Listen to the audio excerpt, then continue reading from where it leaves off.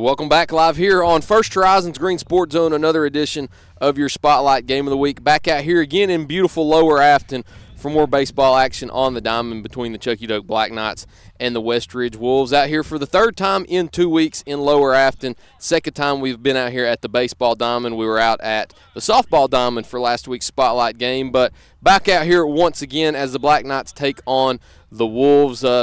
A little different today, as you can tell. This is not the voice of First Horizons Green Sports Zone, Matthew Palazzo. This is Tyler Nichols, who usually does your coaches shows and your coverage throughout. I'm joined here, the Manning cast. Well, this is a little bit different. We'll do the Nichols cast this time. We've got family ties this time. My father, Scott Brady, joined with us today. Dad, this is a little interesting, a little different. Don't know if we ever thought this day would come, but how are you feeling today? Hey, feeling good. It's a good day for baseball. It's a little overcast.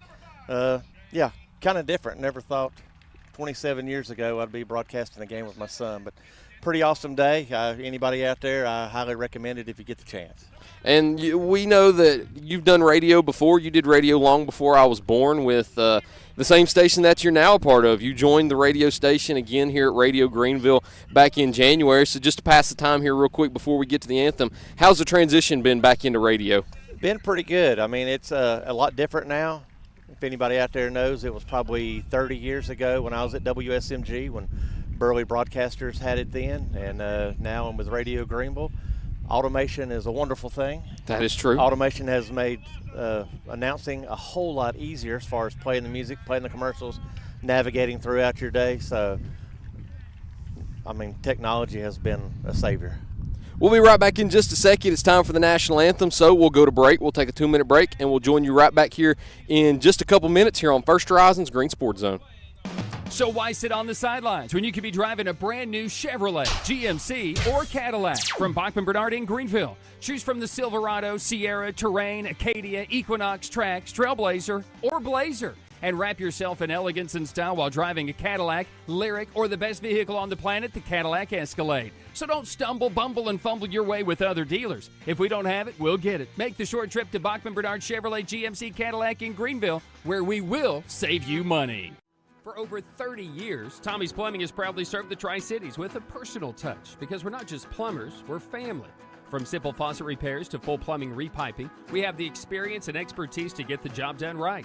We also specialize in water heater and tankless water heater installations, helping you find the perfect solution for your home. Our technicians stand behind their work and always leave your space clean and spotless. Looking for a plumber who's fast, professional, and reliable? Call Tommy's Plumbing and let our family take care of yours.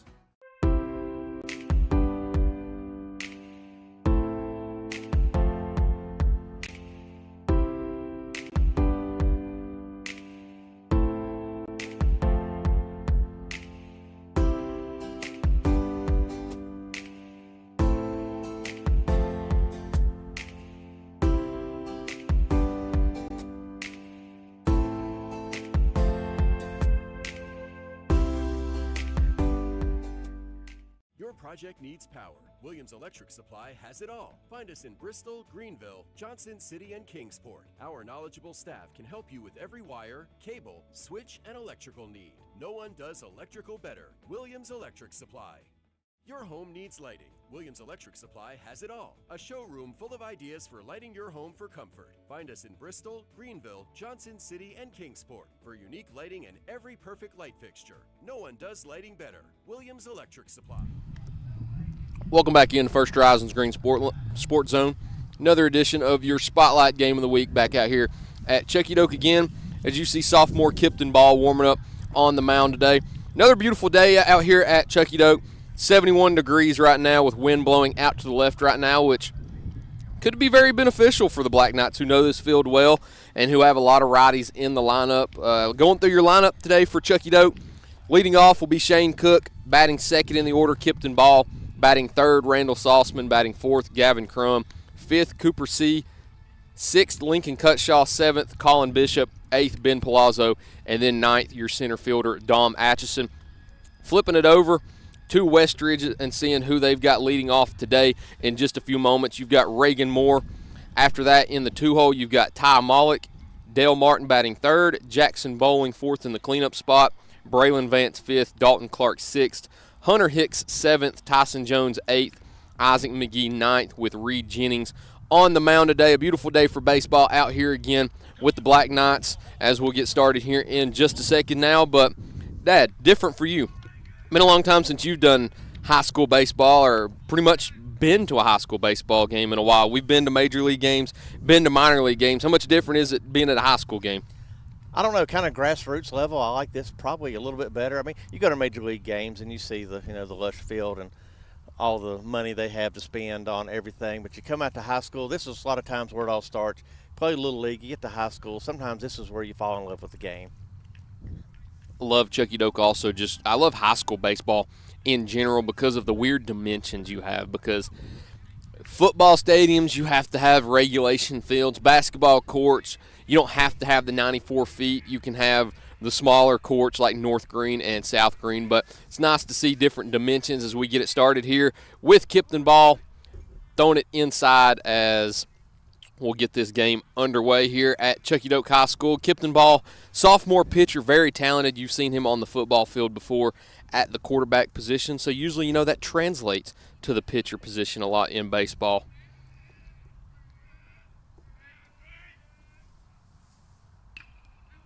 Pitch 2, hit to the right side. And in time for your first out of the day, Reagan Moore retired. Good pickup by the shortstop, getting it over to first. One thing I did notice in the outfield, I don't know about the infield, but the outfield grass is a little bit higher. So if you've got anything coming, a line drive coming to the outfield, it's going to be hard to get it to the wall unless you get maybe a one-hopper to the fence. Yes. Of course, everybody likes to keep the conditions to their advantage, so maybe that is a reason why the grass is a little taller out here as we see Kipton Ball starting with Ty Mollick in the 2-hole. Starting off with a strike on the first pitch of the at-bat.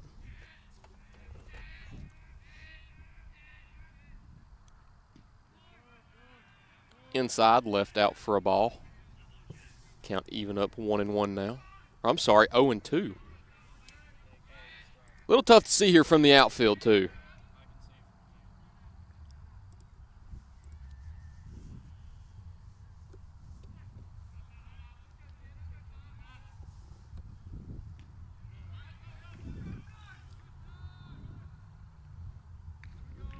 Dropped third strike in for the second out of the day. Black Knights quickly putting the Wolves away. One more down until they bat into the bottom of the first.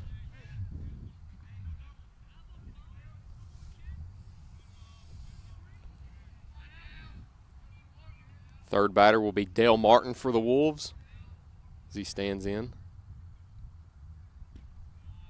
Takes ball 1, low and away.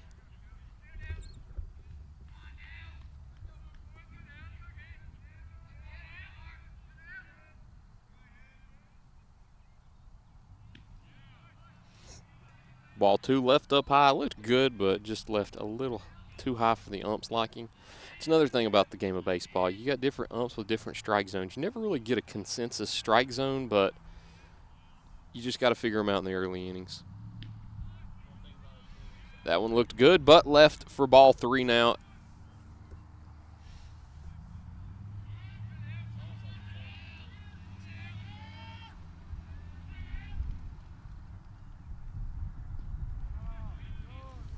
Strike in there, good swing and a miss for the sophomore Ball. Yeah, it's going to take him a good half inning to get loose because he got 2 outs and probably didn't throw 6 pitches. No. His pitch count's probably pretty low, which you want to keep it low.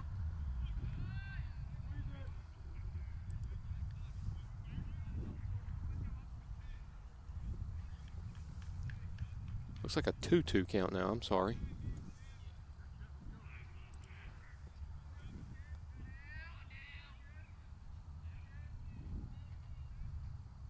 Ball looking to get done with the first. Just a little bit low. Now we're up to a 3-2 count now. So full count here in the first. Ball looking to retire the side without allowing a base runner.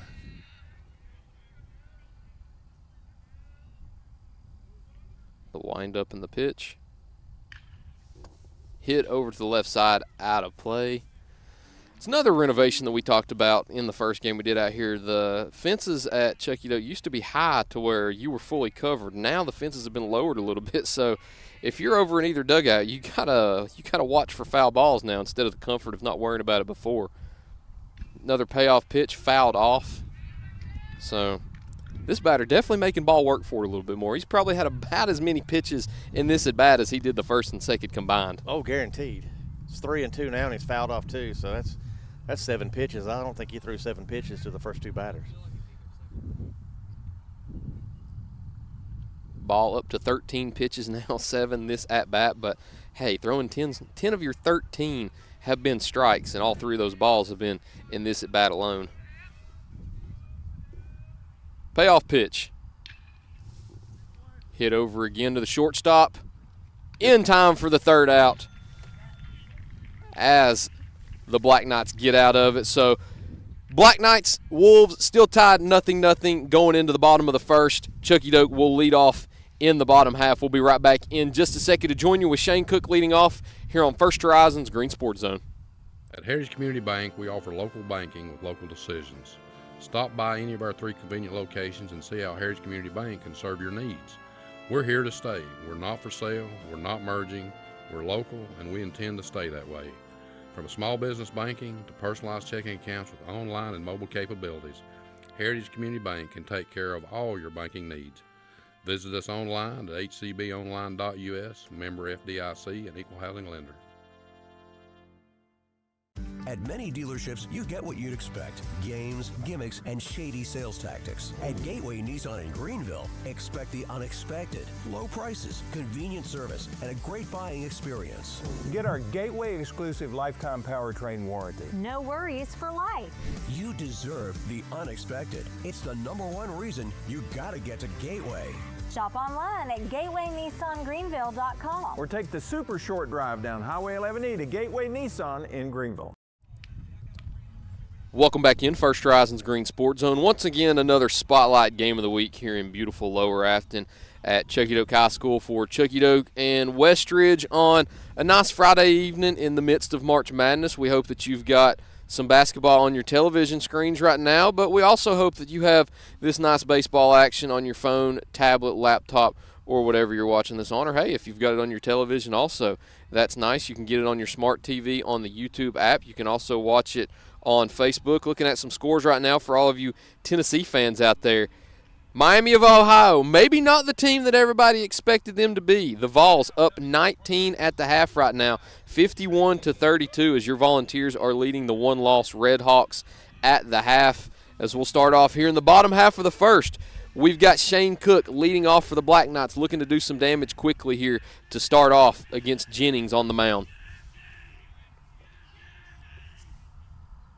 Squares away for a bunt on the first pitch of the at-bat, and it looks like he's not there in time for the first out of the inning. Nice squared-up bunt, but a better play by the Wolves defense right there to get him out.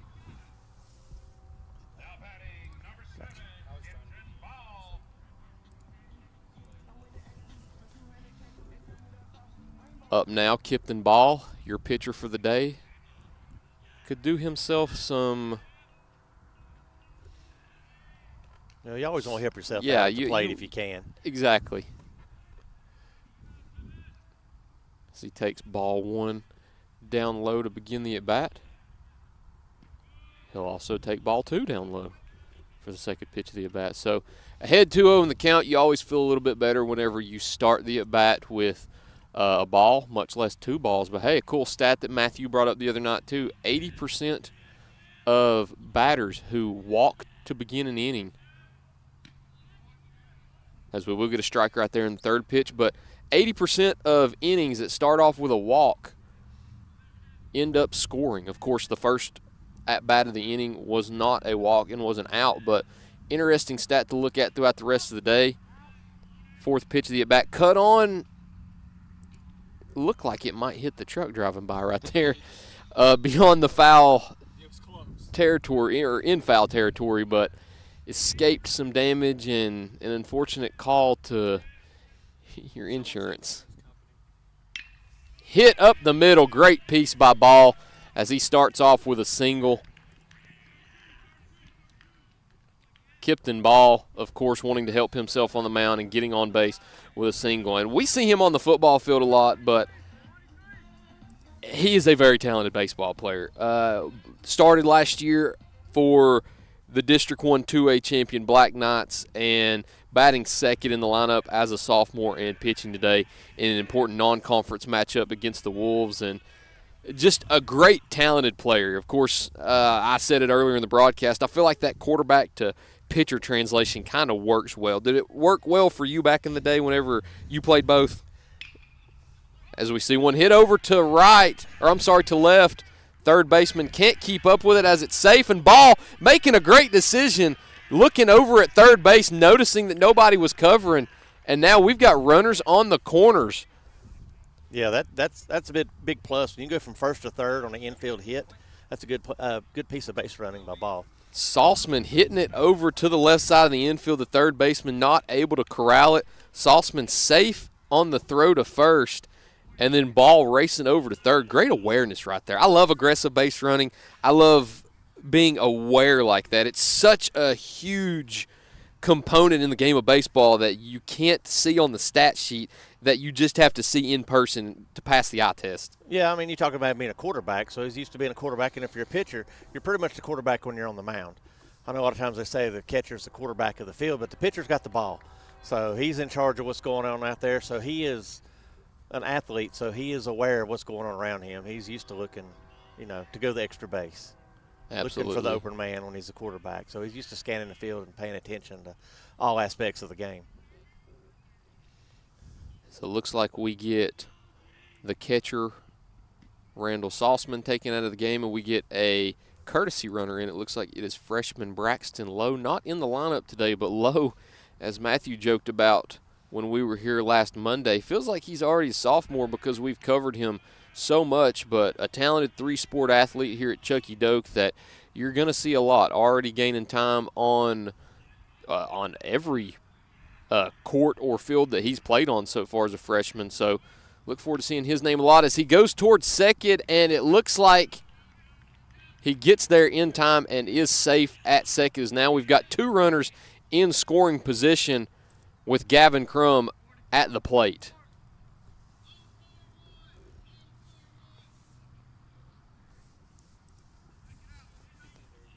Crum, another talented player, also a pitcher, just like Ball, one of your important conference pitchers that you'll see multiple times this year. Crum, very talented player, looking to drive some runs here to help the Black Knights as he gets a bunt down, and the pitcher can't corral it.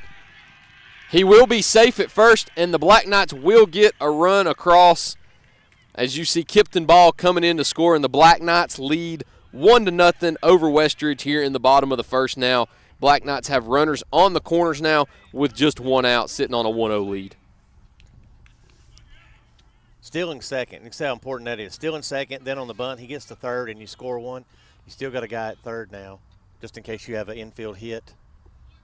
Short fly to the outfield, you do have a chance of tagging up. And I'd look right here. They may try to take second base here as well. And one thing that I like about doing that, too, is it eliminates that inning-ending double play. Correct. That's one of the biggest. And he will go to second again. He goes to third, and it goes over his head into left field, and he will come in to score. Crum will stay at second, but courtesy runner Braxton Lowe making it home on the pickoff attempt. Black Knights now lead 2-0 over the Wolves.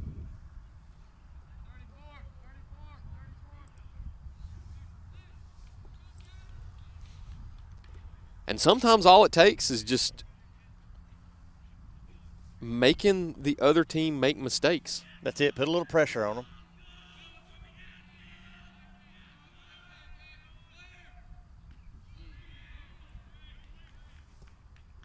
Leaves it low as we'll get a 1-1 count now. I thought that first pitch was a ball.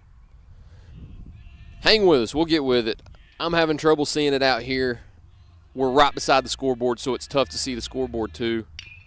Hit over to the left side, through the infield, as that will get runners on the corners now. Cooper C in your designated hitter spot, getting a single to now move Crum over to third. Black Knights looking to add more, up 2-0 with runners on the corners now and only one out. Yeah, you start putting pressure on your infield and on your pitchers, a lot of good things will happen. Now up to bat in the 6th hole, we've got Lincoln Cutshaw, who a lot of people know as a very, very talented pitcher. I believe he won Pitcher of the Year last year in the District 1 2A conference. Pitched last year's district championship game in a win over the West Green Buffaloes. Now squaring up to bunt, but sending it very high and out of play. Very scary situation there. Not being able to get that bunt down and sending it up. Whew, those scare me. Yeah, if you're gonna bunt, you got to make sure the ball is down. Anything up high, you got to let go. And he should know that as a pitcher, because if you see somebody square around the bunt, you try to throw it high. Scary situation, but out of play right there. Wouldn't have been the end of an inning, but certainly do not want 2 outs on you with runners in scoring position as we get a throw down to second now. And once again, a double steal that gets a runner in. The Black Knights will now go ahead 3-0. Gavin Crum scoring from third as Cooper C. steals second. Another great base running clinic put on by the Black Knights to now take a 3-0 lead.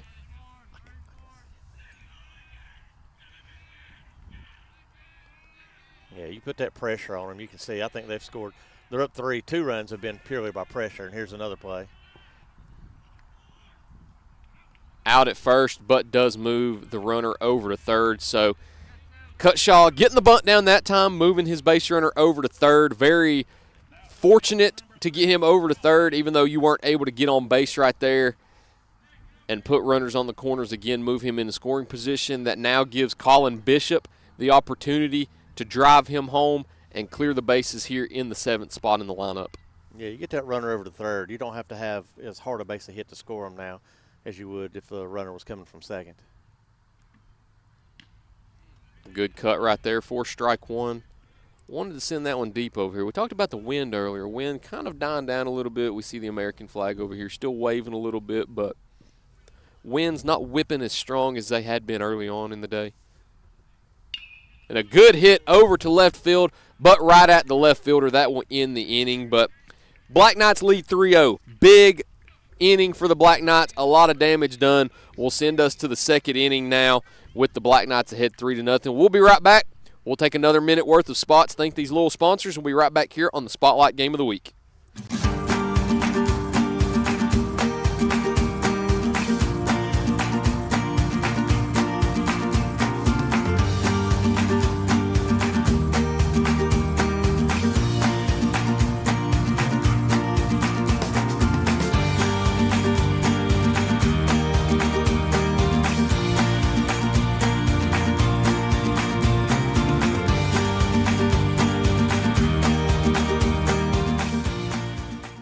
Marathon Quick Stop Markets, you'll find a company that realizes that our customers are our biggest assets.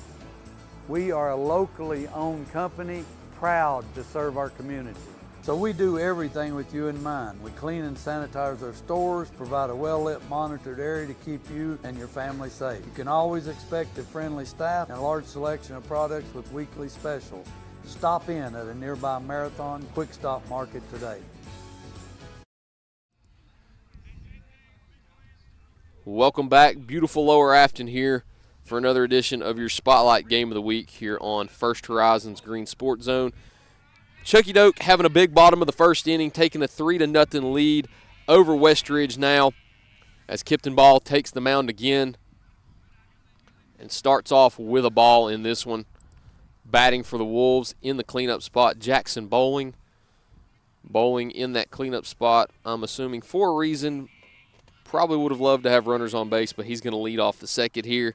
He's going to take a cut and foul that one straight back to our Radio Greenville employee, David Brooks, up there doing the PA job for the Black Knights. I guess you could call David Brooks the voice of the Black Knights. Oh! He'll take first on that one.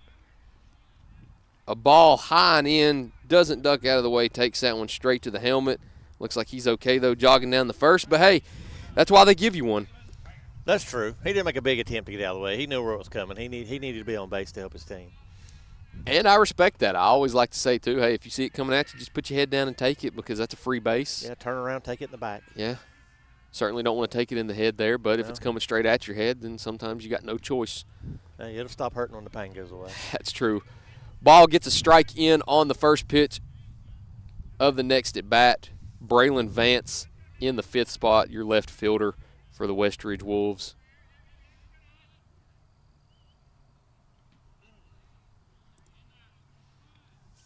Yeah, he may just now be getting loose on the mound. He didn't throw many pitches that first inning, so.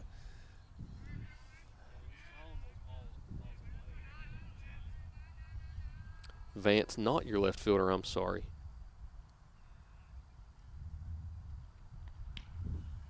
Your catcher today, it seems like. But he's ahead right now. He's up 2-1 in the count right now. The Wolves looking to respond and do some damage after Chuckey-Doak took a 3-0 lead in the bottom of the first. Another hit into left field.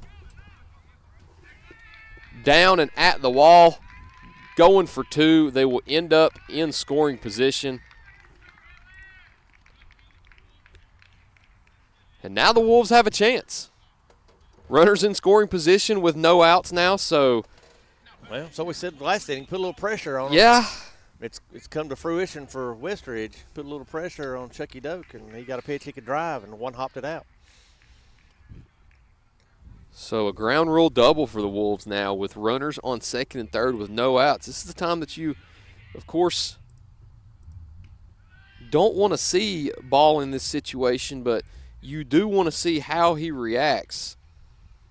Sometimes pitchers lock in these situations and pitch better than they would with nobody on base as he starts out with a 1-0 count. We'll even it up 1-1 with the swing and a miss by Dalton Clark in the 6th hole for the Wolves.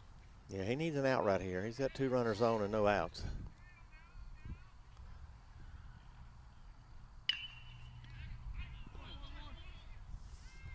Hit over to the third base side, dropped, but makes it over to first in time. Very fortunate right there to get that ball over to first and to make sure it doesn't go into left field because that would have probably been an easy run to maybe 2 with a play at the plate. But 1 out down now as you'll see Hunter Hicks coming up in the 7th spot for the Westridge Wolves. 1 down for Ball. Of course, with runners on base, a double play is always in effect, but that double play from second to first not in effect at the moment. Ball able to get out of that one right there and get that first out. Of course, I was about to say you don't want anything on the ground. That one, of course, wasn't in the air, which you wanted. Second pitch of the at-bat, down and away as the Wolves are ahead in the count 2-0 now, looking to load the bases up.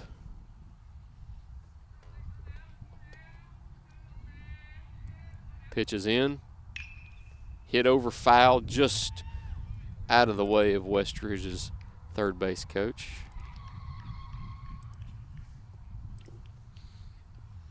Man, it's awful dangerous standing out there with no helmet on. Got to have your head on a swivel if you're out there and you're one of those. Yeah, I'm surprised TSSAA doesn't have them wear helmets. I know minor league and major league you have to, and I think college you do too, as well. I think you're right.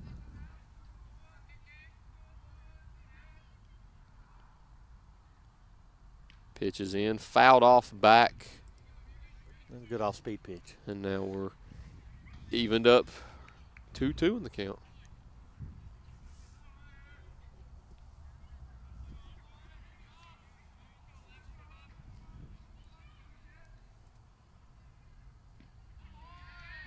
In and hit him again, so now the bases will be loaded for the Westridge Wolves with only 1 out. You never want to see the bases loaded, but sometimes it could be in your own fortune because now you have the double play in effect. It's a force out at any base, so we'll see Tyson Jones come up to bat for Westridge with the golden opportunity to do some damage here.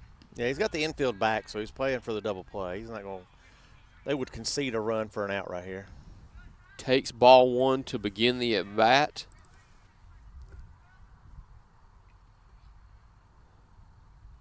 Hit over into left field, and it will be down. Westridge getting on the board with 1 2 as Tyson Jones cuts in to Chuckey-Doak's lead with a 2 RBI double with only 1 out here in the top of the second. Chuckey-Doak showing up big in the bottom of the first, giving themselves some cushion with a 3-0 lead. That has now evaporated to now just a 1-run lead as the Westridge Wolves have it now within 1 run at 3-2 with only 1 on the board and both runners in scoring position. What did we say about pressure? Yeah. And sometimes I don't know, it's just. Well, sometimes it makes diamonds and sometimes it makes you fall apart. Yeah. So put the pressure on the pitcher. When he's had to throw strikes, he's throwing it right where they wanted to hit it. Ball 1 in for the 9-hole batter, Isaac McGee. Hey, you might be batting in the 9th hole, but you got an opportunity to do some damage right here and tie the game or give yourself a lead, and that might be what he does, and he will. That is safe. The game is now tied. Isaac McGee with a hard-hit single over to third. The throw in first, not in time, as the Westridge Wolves have now tied this game 3-3 in the top of the second. Still only 1 out.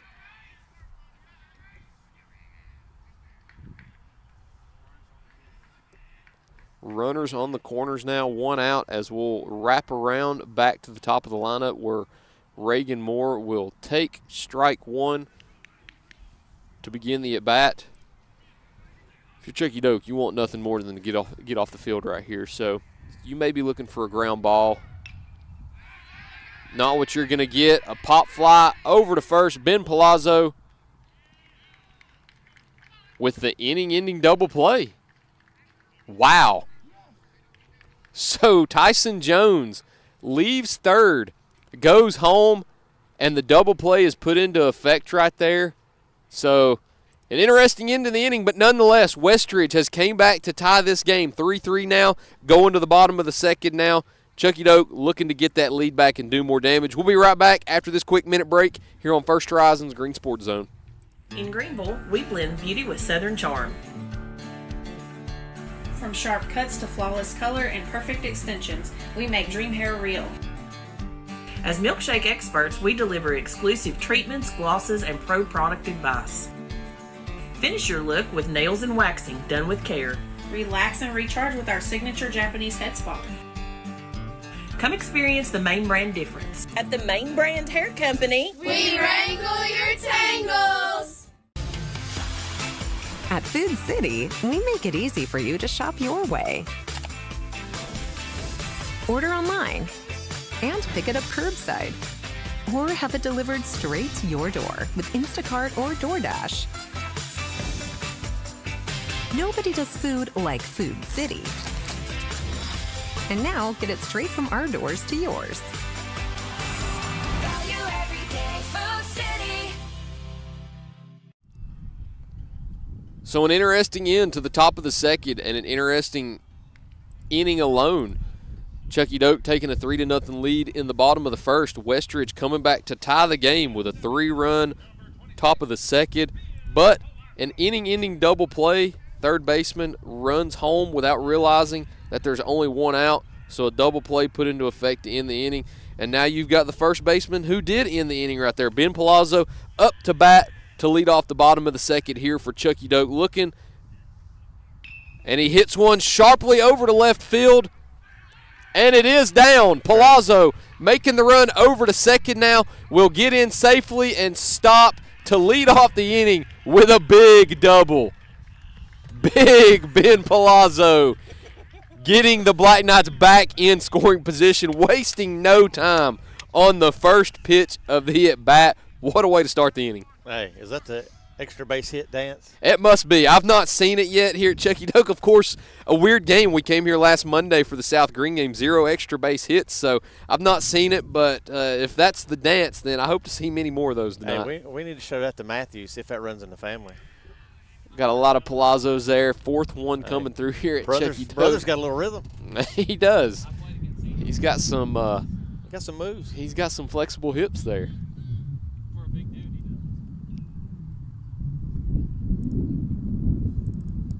Palazzo taking a little bit of a lead at second now. Failed to mention Dom Atchison now up to bat, has a strike put on him as he'll watch the second one go by for a ball and even up the count. Was too mesmerized by Palazzo's moves right there. So batting ninth in the lineup now, Dom Atchison looking to drive home Palazzo or just get on base either way and set up your leadoff man,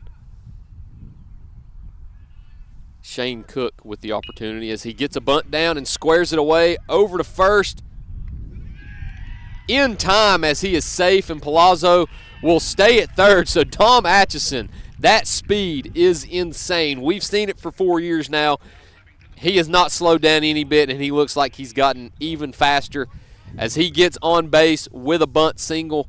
The Black Knights now threatening to score again with runners on the corners on first and third with no outs here in the bottom of the second. Yeah, it was a good bunt to move the runner and to be safe at first. That's a good speedy runner there. And you knew it was coming. He tried to square up down there for the second pitch of the at-bat, but sometimes you know what's coming. You just can't stop it. Well, like I said, they've got that grass growing up a little bit, so it dies as soon as he puts it down. Now he's going to second. Now he's going to go to second, uncontested. He will get in there. Runners now both in scoring position on second and third for the Black Knights.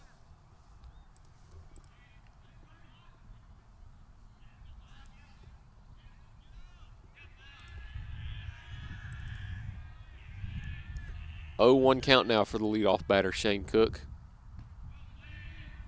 Takes it down and away for ball one to even up the count now.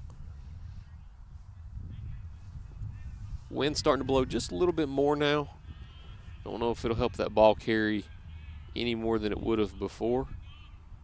In for the pitch. Watches it going about the same exact location for ball two. So now ahead 2-1 in the count.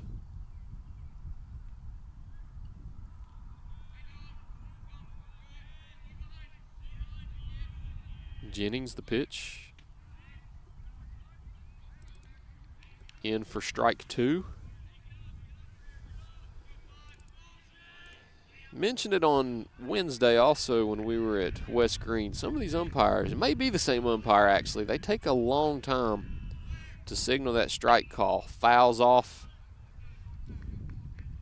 the fifth pitch of the at-bat, but sometimes they take a little bit too long, and we're so far away. I guess it's 324 to our exact location out here in dead center. So it's tough to see what the call is, and sometimes it takes him a little too long to call it. So that one going in, gonna leave it. Pitcher framed it up very well, but must have been a little high. It must have been a little bit high. I would have also called it a ball. From our view, the catcher did a great job framing it, but full count now. A walk right here would load the bases. A hit would knock in more runs, and out is what you don't want. The payoff pitch over to the left side and through. That'll score Palazzo. Atchison held up at third. That is why Shane Cook is your leadoff man with an RBI single to break this tie. Black Knights now lead 4-3 over the Wolves. Glad to see Chuckey-Doak's dugout celebration hasn't changed a bit from last year either. I don't really know what that celebration is, but I love it. Yeah, as long as they get into it, that's awesome. That's true.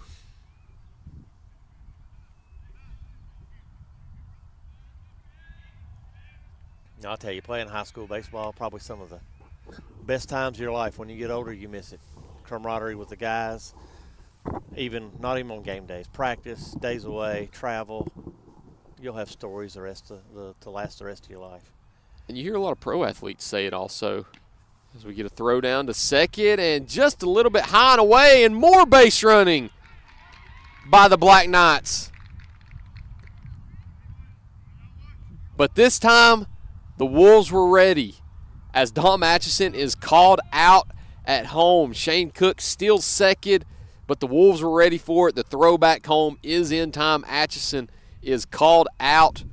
So now one away from the Wolves as Cook now advances to second on the stolen base. Kipton ball up to bat. Don't know what the count is. We got a conversation now at home plate between Willett and the home plate umpire. Probably just asking where the tag was. I don't know. It was close. It's hard to tell from here in the outfield. 1-0 count now. They did call that a ball. Wasn't sure between the throw down. swung on and fouled off into the dirt behind them. Another thing to mention about this place, we mentioned it in our first broadcast here last week. Maybe the shortest backstop you will ever see at a baseball field. I mean, that home plate umpire is almost butt back to the wall.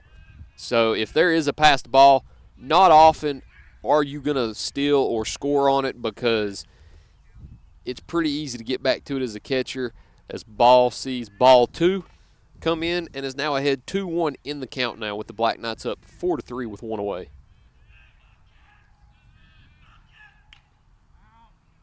Fouled out of play back there where a lot of brave souls like to park their cars. You don't see any today.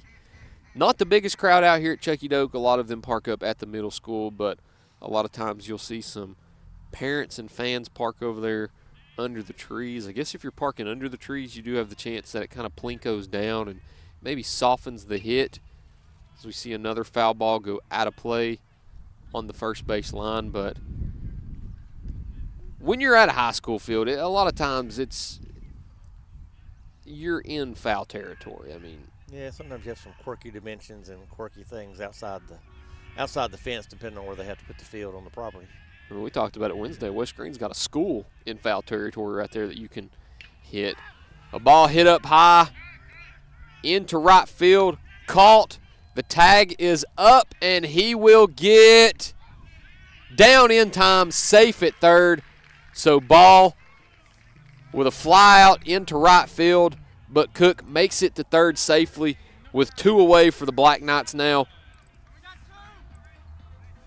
Randall Sauceman now up to bat, looking to do some more damage and score the run from third. I don't know Coach Willett very well, but I think I know him well enough to know that he hates leaving runners on base, and especially in scoring position. Swing on the first pitch. Looks like I couldn't tell if he made contact or not for a foul ball. Either way, 0-1 count to begin now for the catcher Sauceman.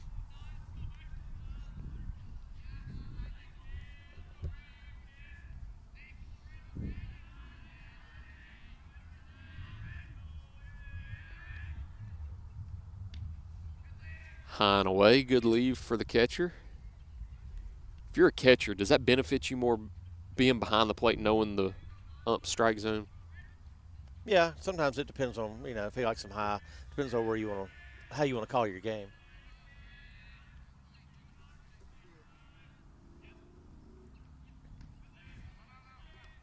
Another good leave into the dirt, but once again, like I was saying, that backstop is very shallow, so Sauceman telling Cook to stay on third, do not come home, and in this inning, I'm going to drive you home and put you up 5-3 right here.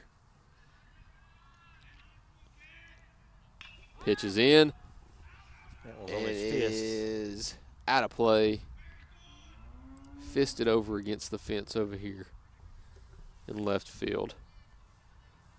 We'll even it up now, 2-2.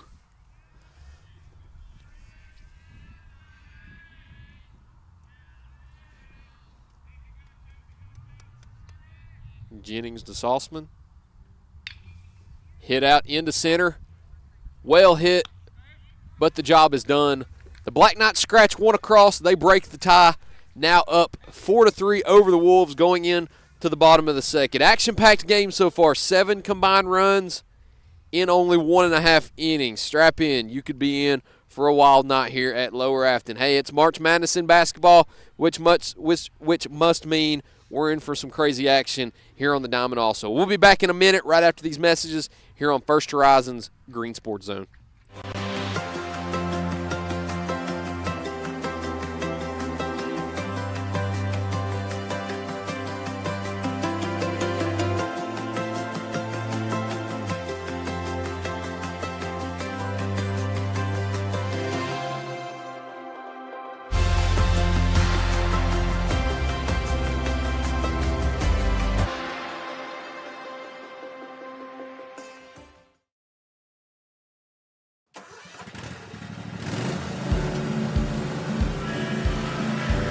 Whether you ride, haul, or work, CNC has what moves you from dirt roads to job sites. We've got the gear to get you there. Hardworking equipment, helpful people, and honest advice. Whether you haul tools, toys, or livestock, CNC Custom Trailers has the equipment you need and the upgrades you want. CNC Custom Trailers, where you're more than just a customer, you're a neighbor. As you wave hi to Opie at CNC Custom Trailers just down the road from where we're at right now here in beautiful Lower Afton for this week's Spotlight Game of the Week, contested between the Chuckey-Doak Black Knights and the West Ridge Wolves. Fun game so far. If you've missed it, we'll catch you up to date. The Black Knights, Kipton Ball on the mound with a 1-2-3 inning to start in the top half. The Black Knights scoring 3 in the bottom half to take a 3-0 lead, but then Ball had some woes on the mound, and the West Ridge Wolves tied it up 3-3 in the top half, but then through the bottom half, the Black Knights get one across to now take a 4-3 lead. I misspoke going into the break. It's been a crazy 2 innings of baseball so far. I know everybody's in the midst of March Madness right now. It must make baseball a lot crazier also. We'll start the inning out right here. Ball back on the mound, looking to get things going and get back to how he was in the first inning, retiring all 3 batters, 1, 2, 3 in order. Yeah, he cruised to the first inning, then had a little adversity in the second. So we'll kind of see what he does here in the third, see if he can settle down. Starts out with a strike on the outside edge. Sometimes it takes you a couple innings to get going. It does. I hear a lot of people say that in basketball, you know, there's a swing and a miss. He's up 2-0 now, or I'm sorry, 0-2 in the count. But a lot of basketball stars, they kind of treat the first 3 to 4 shots of the first quarter kind of as your warm-up, because you can warm up for an hour before the game, but you don't really know the feel of the game in those game-time shots. As we see a 3-pitch strikeout by Ball. Great way to start the third, sending him down on 3 pitches. No better way to start the inning than with a 3-pitch strikeout. Yeah, maybe that'll get him going here in the third.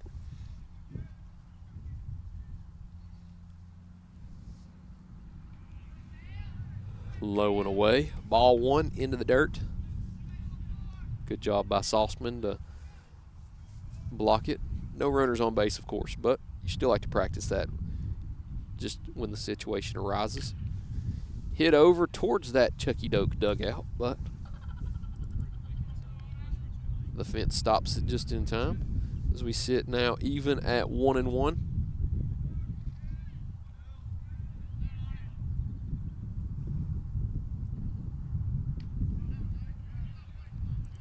Good swing and a miss right there.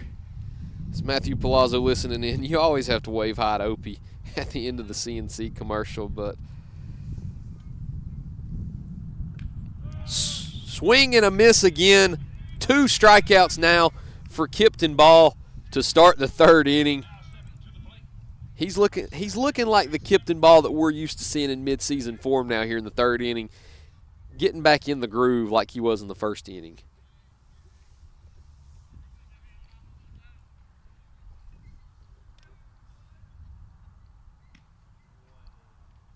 Standing in now, your cleanup batter, Jackson Bowling. He's the one that started the second inning off with that leadoff hit to get things started again. Nobody on base again for the cleanup batter, who lets one go away as we're now in a 2-0 count for Kipton Ball. Black Knights looking to get out of this inning without allowing a run. Yeah, he remembers that hit the first time around. He's kind of staying away from him. Get strike 1 in there now. He's trying to stay outside with everything.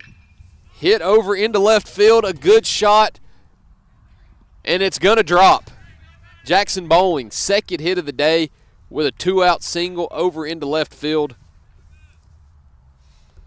The Wolves are not dead yet in the third. No, he was trying to stay away from it, threw everything outside, but right there he got one down the middle, and he drove it to the left side and kind of in no man's land in between your left fielder and your center fielder. I've been caught watching the game from 324 feet away, and I've been caught watching it 3 feet away on the laptop. Just seeing it from the laptop, that looked like a pretty good shot, but died there early into left field. Braylon Vance, the 5-hole batter, starting off with a ball in this at-bat. Vance, I believe, who had that ground rule double in the second inning, looking to do more damage now with 2 away and little room for error.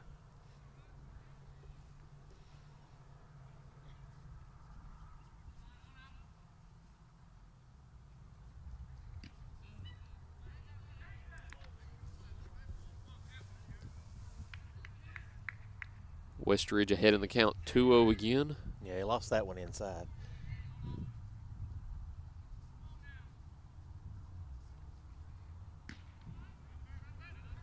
Get strike one in there in the low half of the zone.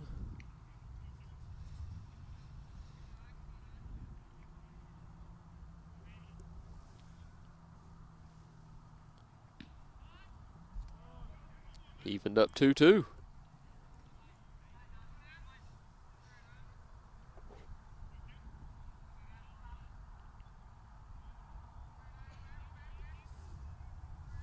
Looking to sit him down.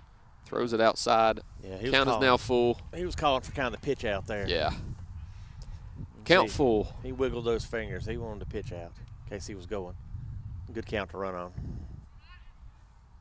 Count full, 3-2. Ball looking to finish the inning with 3 strikeouts. And he will not just yet. Ball 4. Vance jogs over to first. Vance on first, Bowling on second. The Wolves put 2 on now with 2 outs as the 6-hole batter, Dalton Clark, steps up to bat. The designated hitter with some good size to him, taking some big cuts up there to warm up. He's looking to either tie the game again or to give Westridge their first lead of the day here in the top of the third. Stands in. Ball with the first pitch. In for strike one. It's important for Ball. We've seen him start out some of the at-bats with balls, and it's always more comfortable for a pitcher if you get ahead with a strike as he hits this one over into foul territory. Yeah, you always want to get ahead, and as a batter, my thinking was sometimes the first pitch might be the only strike I'm going to see. Yeah. Because they're always trying to get ahead. When I pitched, I tried to get ahead of the batter on most of them. There were a few you might want to try to stay away from. And you see some players who like to take the first pitch, which I never understand. No, I never like to start out in the hole. Great swing and a miss, and that will do it. Kipton Ball, 3 strikeouts in the third inning, gets out of it without allowing any after allowing base runners with 2 outs. So the Black Knights will go into the bottom half now, looking to extend their lead up 4-3 now. Heading into the bottom half, we'll be right back in just a minute here on your Spotlight Game of the Week here on First Horizons Green Sports Zone. When it comes to healthcare, no one wants to feel rushed. At Abundant Healthcare Clinic in Greenville, we take the time to listen, explain, and truly care. We're a nonprofit clinic backed by 60 years of experience from Evergreen Life Services. From sports and routine physicals to common illnesses and minor injuries, we focus on you, not the clock. Call 423-278-2501 to schedule your appointment today. Abundant Healthcare Clinic. We take the time. Others don't. So why sit on the sidelines when you could be driving a brand new Chevrolet, GMC, or Cadillac from Bachman Bernard in Greenville? Choose from the Silverado, Sierra, Terrain, Acadia, Equinox, Trax, Trailblazer, or Blazer. And wrap yourself in elegance and style while driving a Cadillac, Lyric, or the best vehicle on the planet, the Cadillac Escalade. So don't stumble, bumble, and fumble your way with other dealers. If we don't have it, we'll get it. Make the short trip to Bachman Bernard Chevrolet GMC Cadillac in Greenville, where we will save you money. Back here on First Horizons Green Sports Zone for your Spotlight Game of the Week. Chuckey-Doak baseball leading Westridge 4-3 at the moment. Started off with a 3-0 lead. Westridge tied it up 3-3 before the Black Knights took it back in the bottom of the second. Looking to add more to it now in the bottom of the third. Gavin Crum leading off for us now. The big frame, the senior, looking to do some damage here. Got on base the first time. Scored, looking to do the same now here in the bottom of the third as Jennings back on the mound for Westridge will deliver pitch number 1 of the third. It's fouled back. Big cut by Crum. Just not able to square it up. 0-1 count to begin. Yeah, he had that one timed up. For all you Tennessee fans out there too, probably paying attention to the game, but for the ones that aren't, Tennessee ahead 70-49 with 5:29 left. The Vols certainly looking like they will advance to the round of 32 to play Illinois.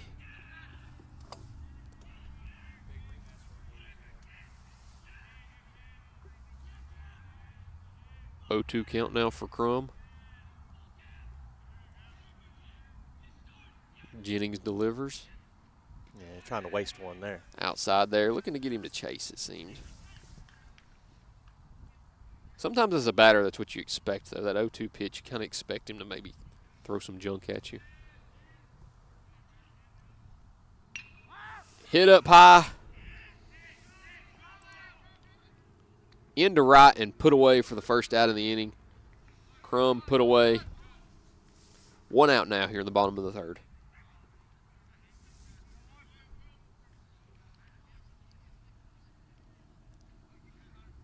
The Vols playing in Philadelphia. Okay. I was wondering where they were playing. I hadn't paid attention to that region to know, which this is their first game also. It's always fun to find out where the teams are playing at. Swing and a miss on the first pitch of the at-bat now.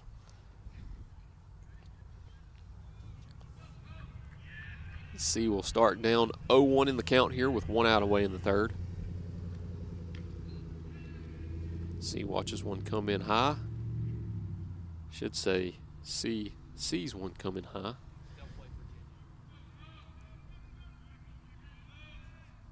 I'm sorry, you are right, E-Dog. Got E-Dog beside us here doing brilliant camera work once again. He did inform me that Tennessee will play Virginia. I was confused. I don't know who Illinois plays. VCU.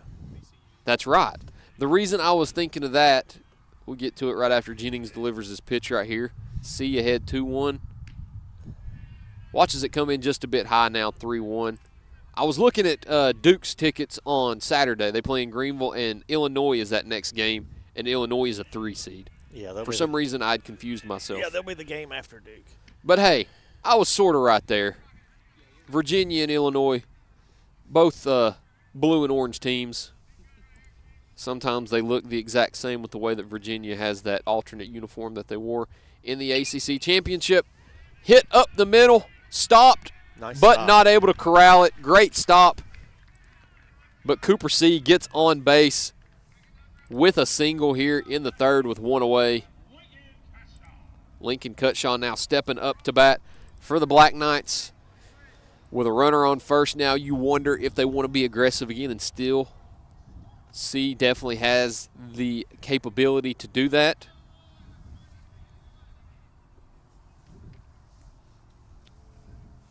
I would want to be aggressive. I love being aggressive, yeah. I mean, it worked for you in the first inning, and they're looking. They tried to pick him off there. So they know they want to run. Kind of your cat and mouse game now. Yeah. That's what makes it fun.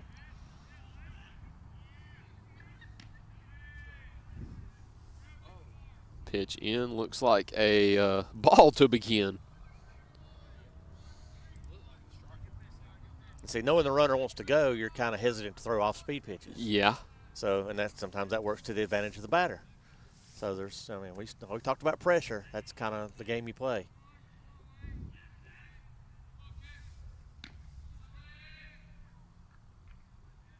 Looks like another ball. They're right on the edge right there. Yeah, we're kind of skewed to the right a little bit from our vantage point. Throw over to first again. They're keeping him in check. Yeah, they learned their lesson the first inning.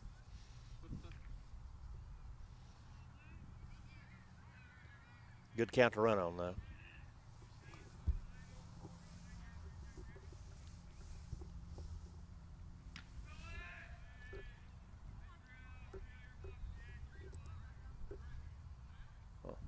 Looks like he did give him a strike on that one. Yep. 2-1 now. Very confusing zone at times.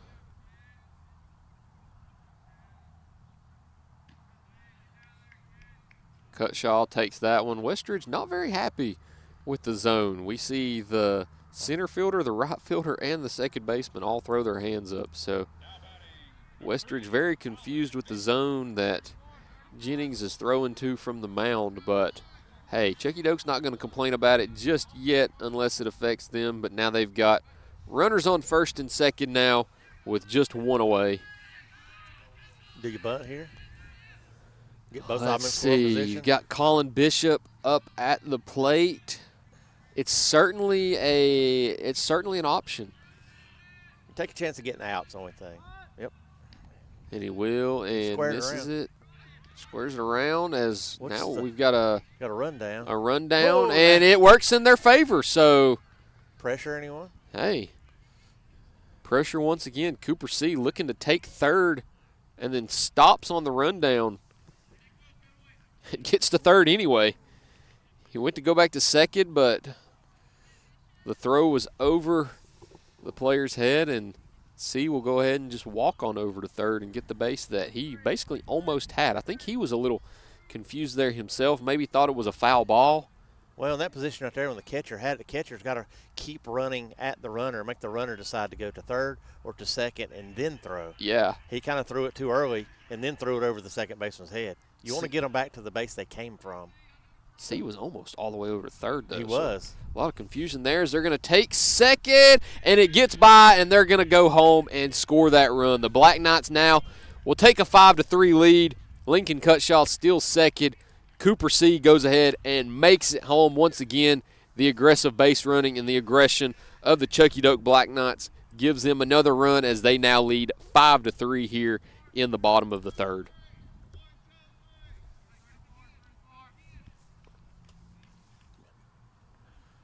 1-1 count, one away with Lincoln Cutshaw at second and Colin Bishop at the plate. He squares away for a bunt again, fouls it up just back to the PA man, David Brooks. I was talking about him earlier, too. I called him the voice of the Black Knights. I really don't know who the voice of the Black Knights is because you've got Tim Armstrong, who's done it for 49 years in basketball, so you kind of have to say he is the voice. But then you've got David Brooks, who does it out here for football and baseball. A hit over to second base, right over to first in time. Bishop is sent away, but that will push Cutshaw over to third now with two away, as big Ben Palazzo will now step up to plate with a chance to make this a 6-3 or perhaps a 7-3 ball game. I always talk about it too. The dimensions here at Chuckey-Doak are a little different than what you would expect, which makes the left field a very prime spot for home runs, as Ben looked like he was going for one right there. The longest home run I've ever seen here was actually by Palazzo. It went off of the top of the press box. Man, he got his money's worth right there. Sends another deep, coming straight towards us, but put away as the inning will end. Chuckey-Doak scratches another across the board and continues the trend of scoring runs every half inning so far. They do have a 5-3 lead here now at the end of the third, going to the fourth. We'll be right back in just a minute to continue this action on this week's Spotlight Game of the Week. So why sit on the sidelines when you could be driving a brand new Chevrolet, GMC, or Cadillac from Bachman Bernard in Greenville? Choose from the Silverado, Sierra, Terrain, Acadia, Equinox, Trax, Trailblazer, or Blazer. And wrap yourself in elegance and style while driving a Cadillac, Lyric, or the best vehicle on the planet, the Cadillac Escalade. So don't stumble, bumble, and fumble your way with other dealers. If we don't have it, we'll get it. Make the short trip to Bachman Bernard Chevrolet GMC Cadillac in Greenville, where we will save you money. For over 30 years, Tommy's Plumbing has proudly served the Tri-Cities with a personal touch, because we're not just plumbers, we're family. From simple faucet repairs to full plumbing repiping, we have the experience and expertise to get the job done right. We also specialize in water heater and tankless water heater installations, helping you find the perfect solution for your home. Our technicians stand behind their work and always leave your space clean and spotless. Looking for a plumber who's fast, professional, and reliable? Call Tommy's Plumbing and let our family take care of yours.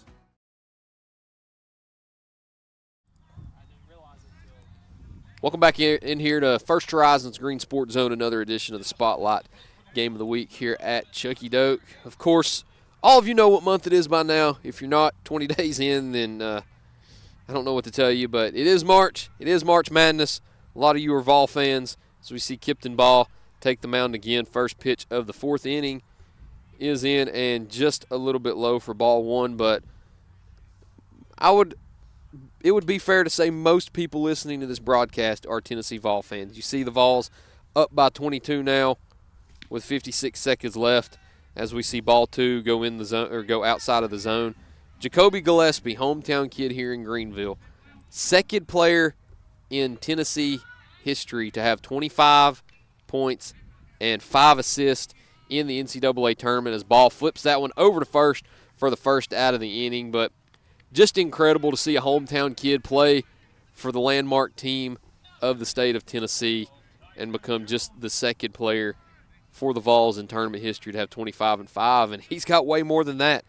He's up to now 29 and 9, almost a double player for the senior guard, 29 points, 9 assists, 3 rebounds on 11 for 21 shooting and 6 3-pointers. So the Vols look to bring him in to be a leader, and that's exactly what he has been, as the Vols will just dance their way into the round of 32 with a win over Miami.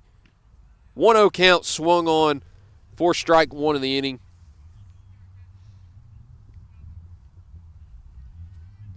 Tyson Jones in the box for the Wolves. Gets strike two put on him now, as ball is once again one away from another strikeout. He's got 4 today, had 3 last inning, struck out all batters in the third. Just a little bit outside on that one. 2-2 count, evened up now with 1 out.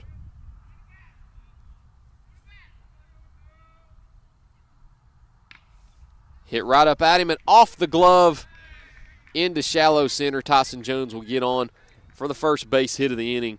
Looks like he almost for tried Westridge. to barehand that one. It almost did. Probably better off letting that one go. Probably right, but if you're somebody like me, you just want to make the play. So you do. Sometimes but you if don't. catch it barehanded, you can do more damage. It could. The out is not worth the, the risk not worth the reward. Sometimes you don't think, though. As a bunt is put down. Nice. Put over to first, and it's thrown away too. The runners will advance. Jones will make it over to third. McGee will stand in at second now. A bunt thrown over Palazzo's head now allows the Wolves to be in scoring position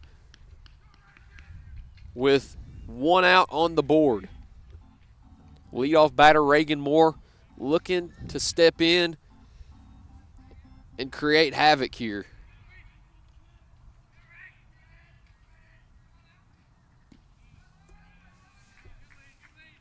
Pitch one in for a ball. Starts out with a 1-0 count.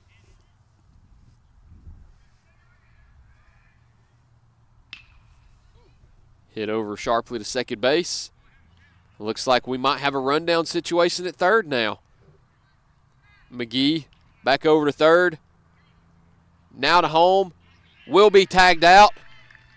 Right. As we've got one going to second now, so 1 out on the board. Looks like it would have been just as good as if you'd have thrown it to first and the runner would have stayed at third. So 2 down now for the Wolves with runners still remaining at second and third in scoring position. Just different runners now as McGee over to third with Reagan Moore at second as Tyson Jones was called out in the rundown. The 2-hole batter, Ty Mollick. Most importantly, got the out. Yes. So it gets 2 outs. So it takes a little bit of pressure off.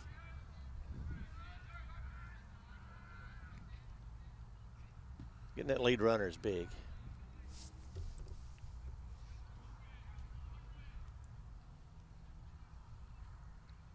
One 1-0 count now to begin.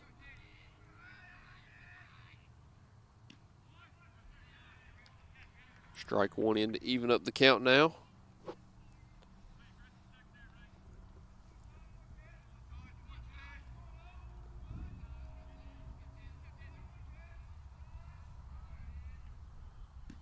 Swing and a miss with a good pitch down low for strike 2 in the at-bat.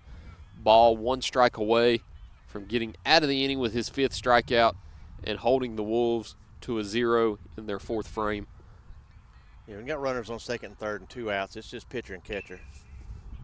Hit sharply and in play, and we will have a tied ball game.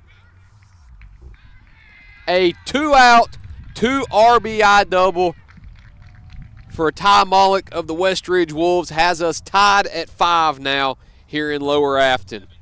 Hey, I've said it a lot this year, and you all will learn. I love 2-out hitting, and the Wolves perfected it. He couldn't hit it any better spot. No. Right down the third baseline. And that scores both almost every time it happens. Oh, yeah, because the guy on second's already halfway to third when the ball's hit.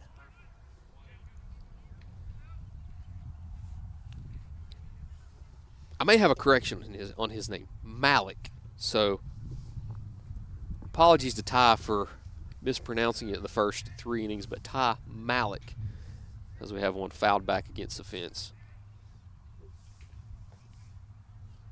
I do know this name, Dale Martin, first baseman for the Wolves, in this 3-hole spot now, looking to break the tie and give Westridge their first lead of the day. They've been fighting all game, but they've not had a lead yet. They tied at 3-3, and now they've tied at 5-5. Swings at one low and away, fouls it off back again to the fence. Here with 2 outs now and an 0-2 count.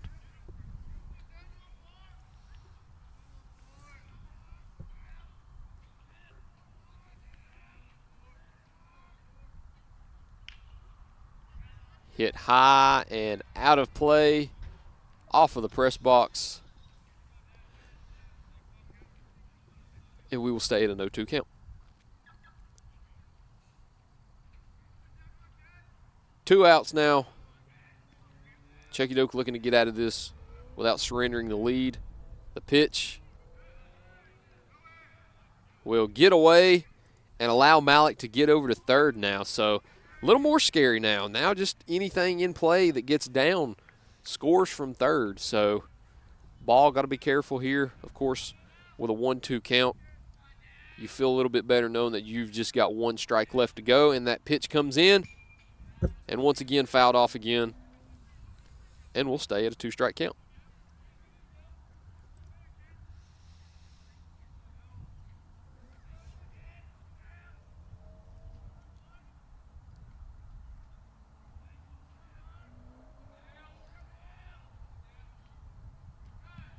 Ball is thrown wild, but hey, sometimes when you got a close backstop to you, it works in your favor. Yeah, you overthrew that one a little bit. Yeah.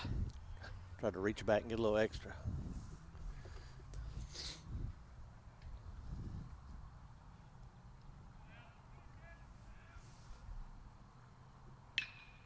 Skied high, center field, off the wall in center field. That will break the tie. Westridge now takes a 6-5 lead on a shot by Dale Martin that bounces off of the base of the center field wall.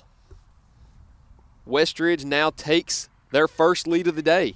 They've been scratching and clawing all day. They now lead 6-5 now in the top of the 4th. God, that ball carried a lot more than I expected, too. It did. I don't know if it finally got up a little bit into the wind. And Yeah. It helped it a little bit, but I just thought it was going to be a routine fly. I did, too, and then you kind of see Dom as Martin will now scamper over to second base, but Dom kept coming back our way and then kind of stopped and watched. And Thought I was going to put my glove on for a minute. Yeah. I have no range, so it had to have been right at me. Listen, I'm not in the business of catching one today. I don't have the glove as we see a ball come in. You just said you would have for a 2-0 barehanded one count. back to the pitcher. You're not going to catch a fly That's ball? instinct, though. You see it come at you, you just think to kind of just look up right there. 1-1 count now. As Jackson Bowling, the cleanup batter, finally has a runner on base now here in his third at bat and looking to do more damage and extend Westridge's newfound lead as they lead the Black Knights 6-5 now here in the 4th.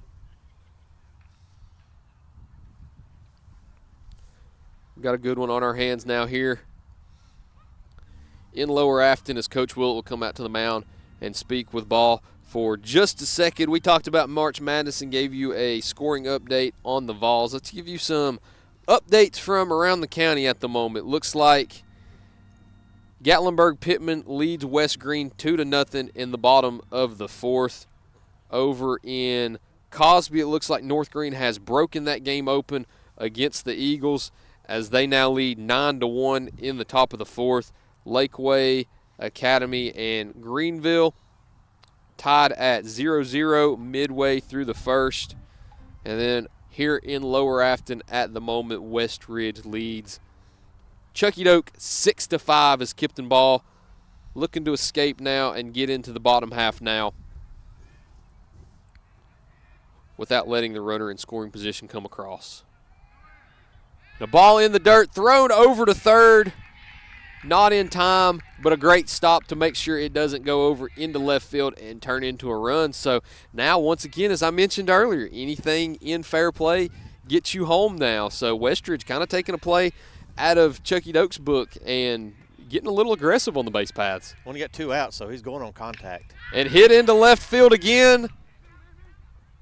Atchison will get under that one and in the inning. So Chuckey-Doak surrenders the lead. Westridge holds their first lead of the ball game, 6-5 as we go now to the bottom half of the fourth. The Black Knights looking to tighten down and get that lead back. We'll be right back in just a minute here on First Horizons Green Sports Zone.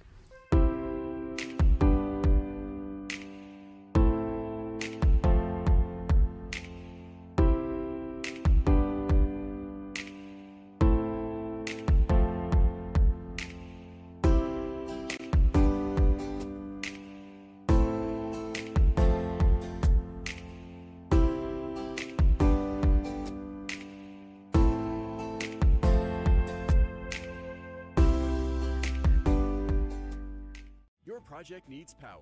Williams Electric Supply has it all. Find us in Bristol, Greenville, Johnson City, and Kingsport. Our knowledgeable staff can help you with every wire, cable, switch, and electrical need. No one does electrical better. Williams Electric Supply.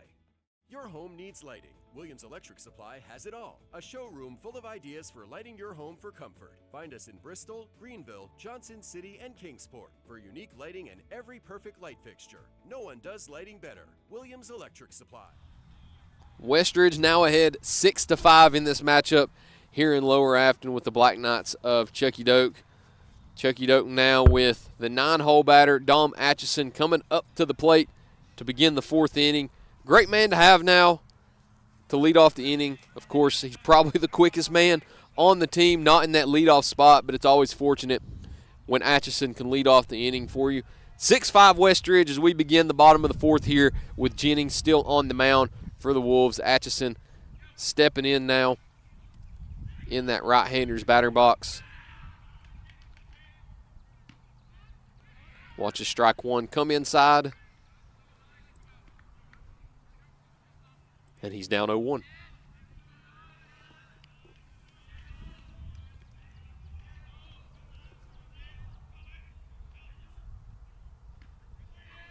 Watches ball one go low. Now we're even up 1-1.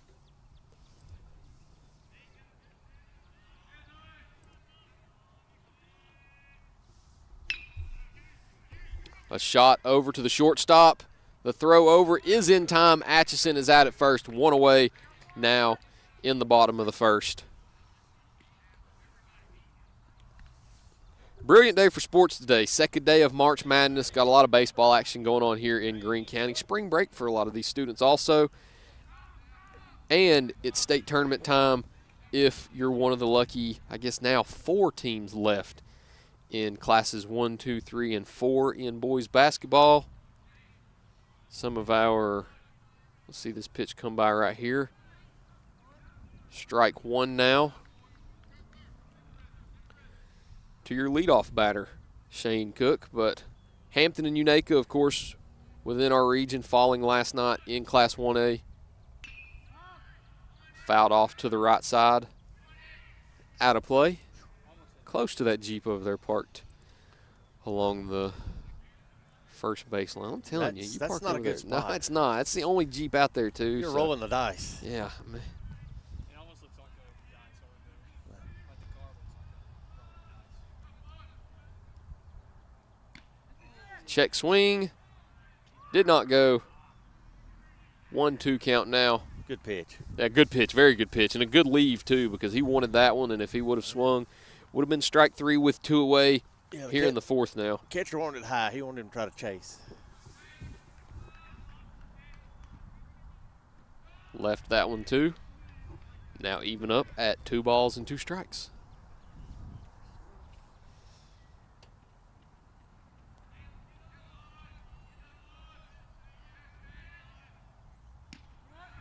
Strike 3 will go down. Jennings with the strikeout. 2 away now for the Wolves.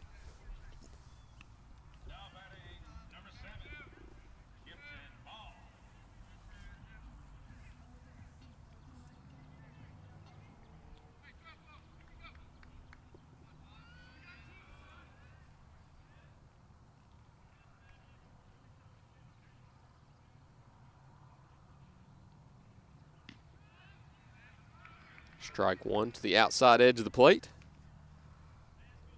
As sophomore pitcher Kipton Ball stands in, facing an 0-1 count with 2 outs.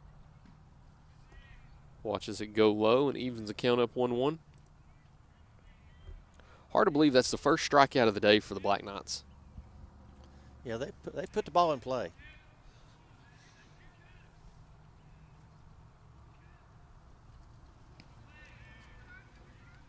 Ball 2 over to the outside edge.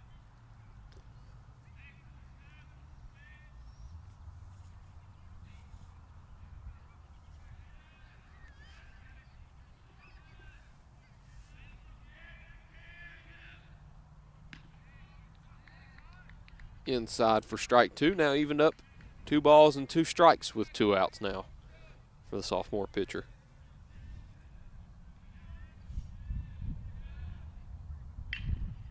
Hit sharply right over to the first baseman, who will jog over and step on the bag, and that'll do it for the 4th.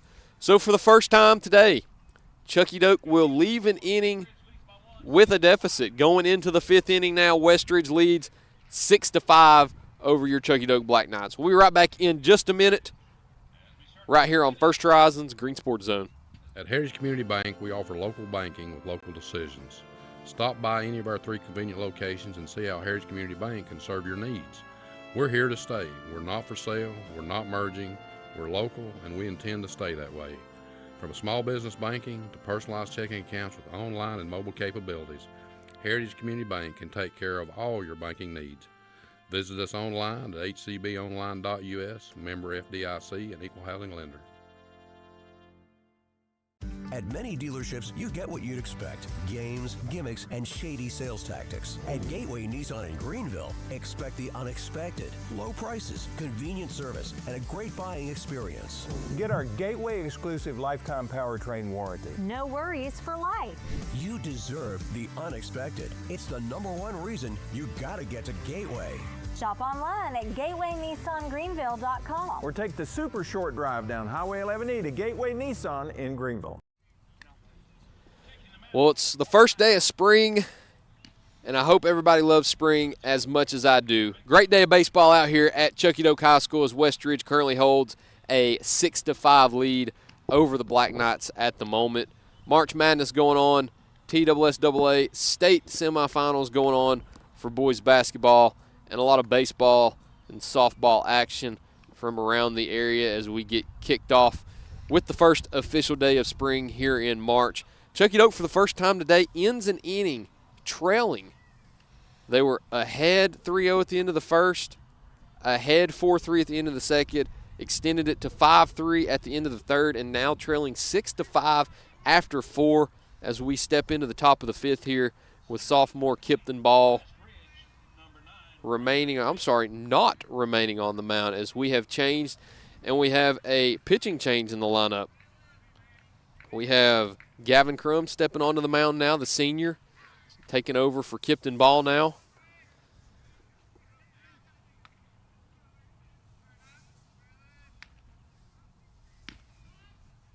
First pitch of the day for Crum goes in for a strike.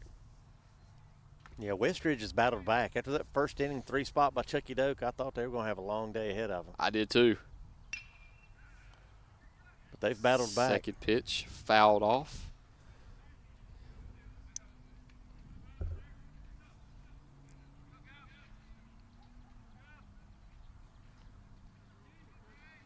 Braylon Vance, the 5-hole batter, in the right-handed batter box. Crum throws the third pitch outside for the first ball of the day. 1-2 count now for the senior. Skied up in foul territory. Luckily, no fans are harmed as we stay at a 1-2 count.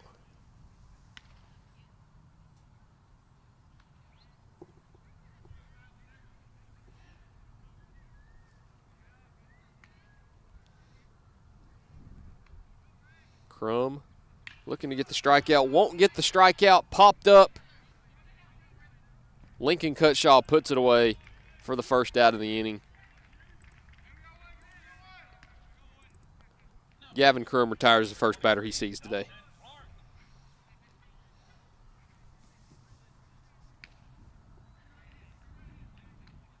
Dalton Clark now up to bat for the Wolves.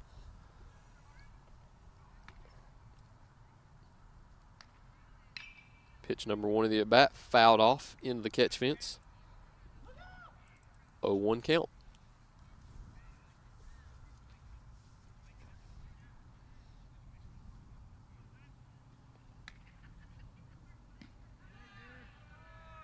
Check swing goes around, strike 2. 0-2 count now for Clark. Crum ahead in the count, looking to put 2 away and get back up to bat. Third pitch. Swing and a miss. Gavin Crum wasting no time getting back on the rubber and throwing that third strike. 3 pitches, 3 strikes for the second out to Clark. He wasn't messing around. No, he wasn't. He's ready to get back in and beat on it. And you know whenever they do that, they're feeling it.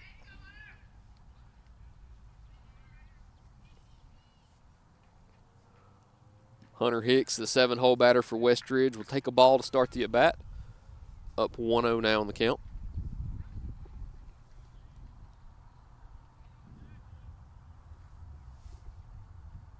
Inside looked like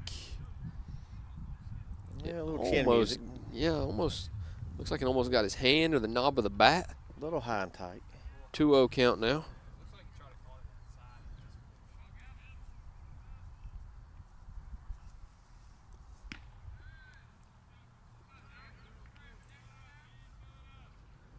Now 3-0 for Crum.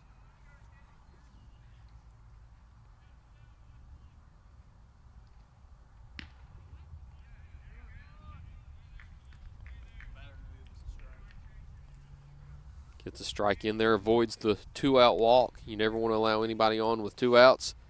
The pitch to end the inning, strike 3, and strike 2. It was a 3-1 count. Crum 1 step closer now with a full count with 2 outs. The payoff pitch, wasting no time, sending it in, and just low. So Westridge will get 1 on with 2 outs here in the 5th. Man, I was excited. I thought Crum got a strikeout right there. I got confused in the count. He works quick, which I like. He does work quick. I like that. They used to take a lot of time. You know what you're going to throw? Rock and fire.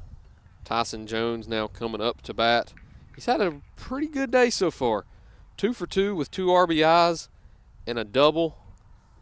Looking to do more damage as he hits one over and out. Palazzo ends the inning at first. So Chuckey-Doak escapes. No runs allowed this time. Gavin Crum gets out of the inning without allowing any runs. Chuckey-Doak will now go to the bottom half of the 5th, looking to tie or take the lead. We'll see if they can do that. Join us in just a minute here on First Horizons Green Sports Zone.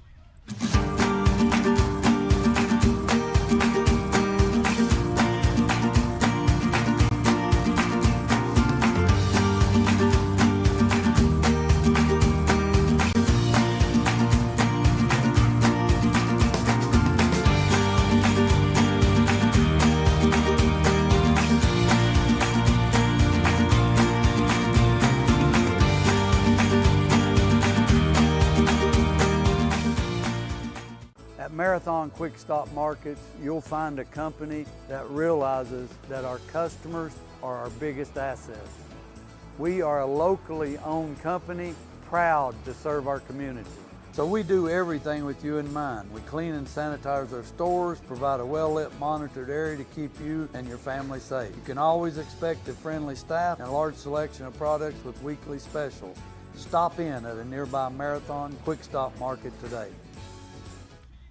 Alan Johnson of Marathon Quick Stops will tell you to run in and run out. That's exactly what the Black Knights are looking to do now in the bottom of the fifth, trailing Westridge 65, looking to get more runs on the board here as the sun sets here over beautiful Afton, just surrounded by some of the best mountains that you'll ever see. One of the best backdrops here to watch any game at Chuckey-Doak, whether you're watching a football game, a baseball game, or a soccer game, and depends where you're sitting for the softball game.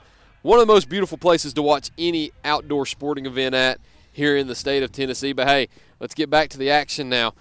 Chuckey-Doak now looking to get back on the board. Scoreless last inning in the fourth, their first scoreless frame of the game so far.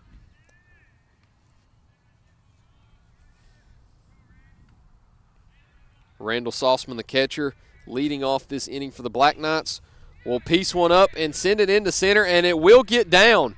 Randall Sauceman leads off with a base hit. Great way to start if you're the Black Knights here in the fifth.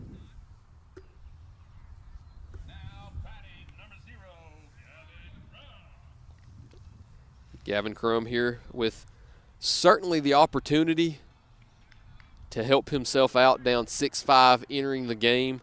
Looking to not only get that win as the pitcher, but looking to do it himself here and help out with a base hit as we see, I'm going to assume once again, courtesy runner Braxton Lowe coming in for the catcher, Randall Sauceman. Sun's going down, so it's getting a little darker on us.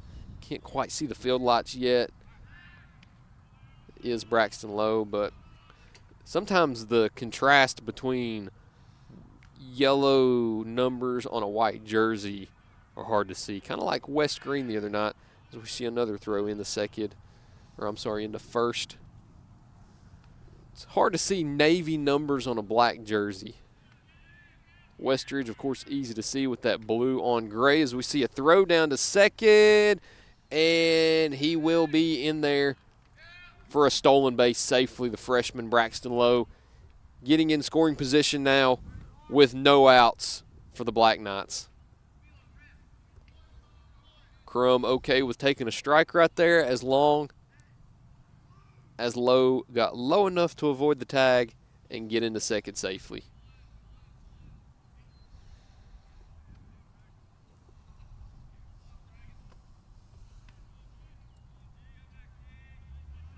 Crum now with a 0-1 count.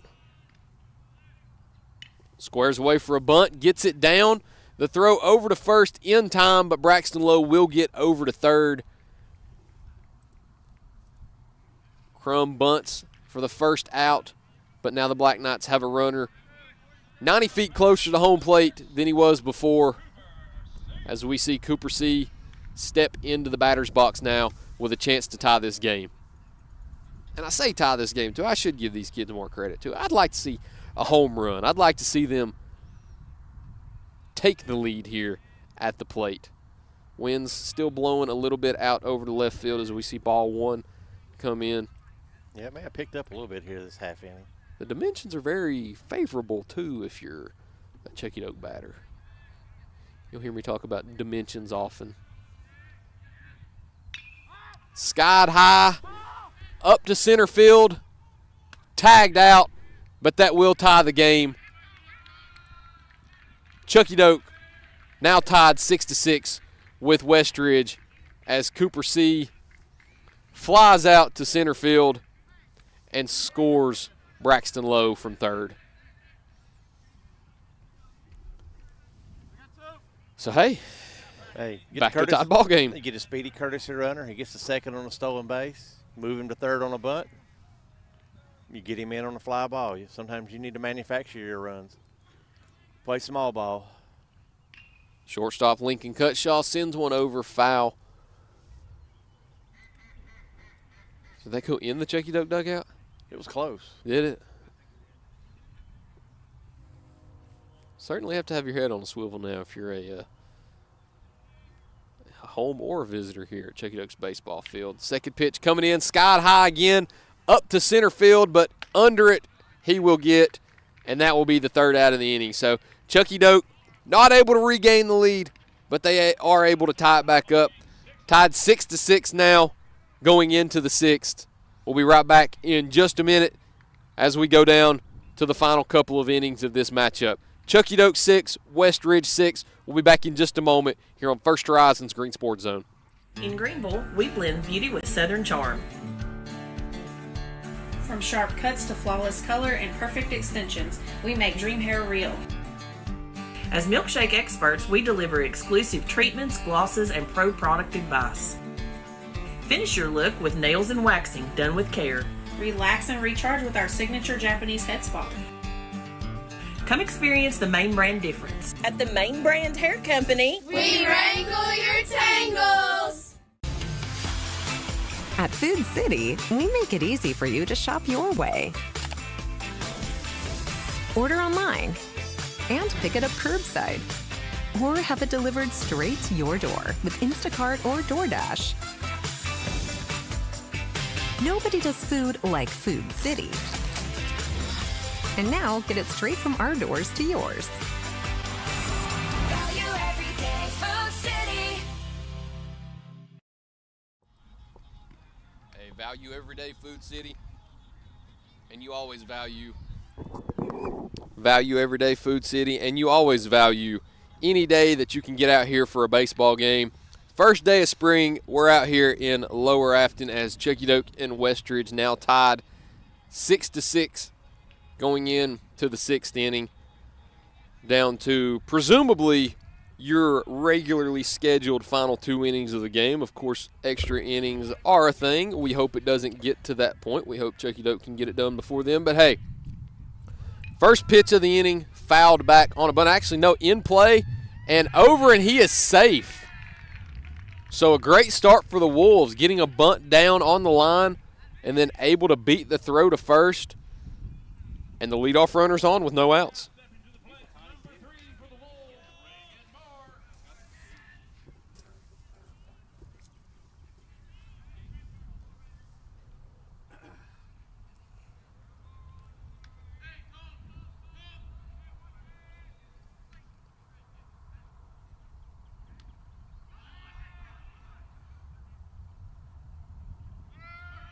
Showing bunt, now down to second. McGee will be safe at second. So now the Wolves more aggressive than they were to start, with a runner on second and no outs now, as Gavin Crum behind in a 1-0 count on the mound.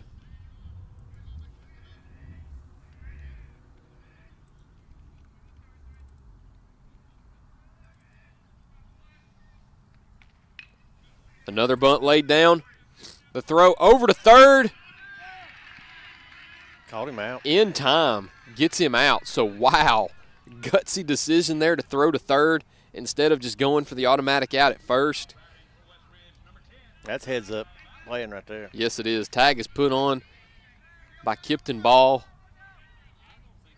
I mean, you always want to get the lead runner, but that wasn't exactly the sharpest hit bunt. No. That slow infield. He played it well.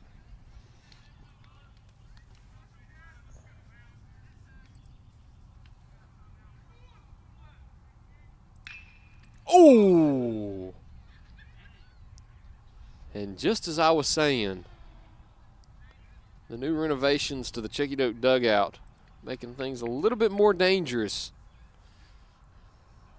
As a sharp liner hit right into the dugout. May have avoided everybody. We hope everybody's okay, and it seems like everybody's okay. Or it could have hit everybody. Yeah, I don't know. I didn't even see where the ball went. So I didn't either. It could have plinkoed around in there and got everybody.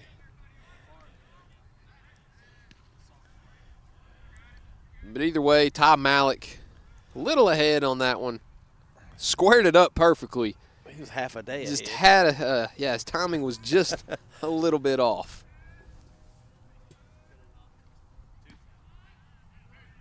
As we see a strike come in,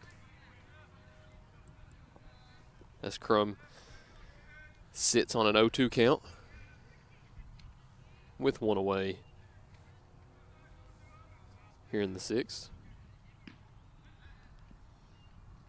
Faked a back pick on ball 1.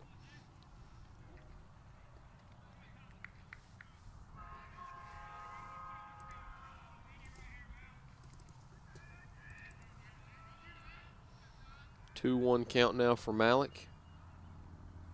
Sees one go middle zone, lifted up into right field, caught, and will hold the runner at first. 2 away now for Chuckey-Doak. Looking to go into the bottom of the 6th without allowing any runs. And this is important too, because you get to this point in the game now, and you hope to hold them scoreless in the top half of the 6th. You hope to score in the bottom half of the 6th, because then if you can hold them scoreless again, or at least hold them to those 3 outs in the 7th without taking the lead, you don't have to bat again, and you can get over with it. So it's important right now for the Black Knights to really lock in and see what they can do here in this 6th inning as we see Crum get strike 1 to begin the count now.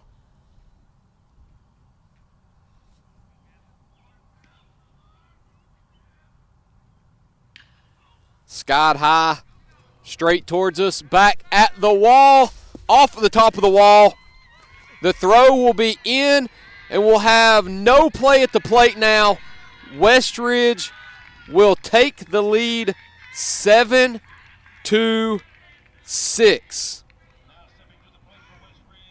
Dale Martin with a shot off of the center field wall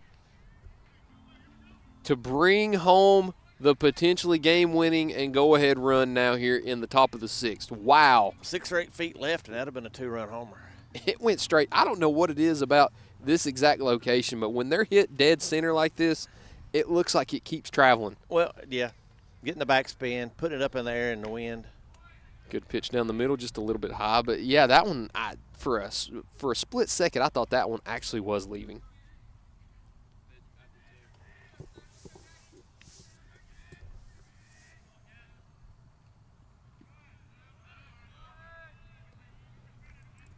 Ball 2 in the count now as Martin stands on second base in scoring position, and this could get ugly for Chuckey-Doak. Yeah, Westridge, they just won't go away. No, They're they scrappy. won't. Big hits, too. Yeah, they don't care if you go ahead because they know they can hit the ball as well. Great pitch down the middle. Crum gets a strike in there now with a 2-1 count.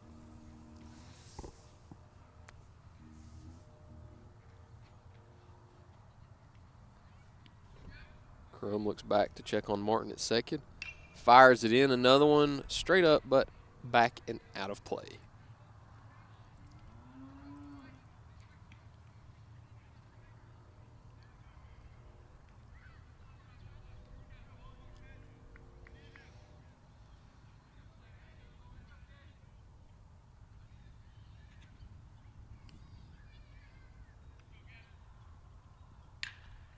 Skied high into right. And it gets down off of the catcher, off of the player's glove. Will get home and add another run. Unfortunate for the Black Knights now, as Westridge now takes an 8-6 lead off the bat of Jackson Bowling. I talked about it earlier, the cleanup batter not having anybody on base the last 2 times that he has had players on base.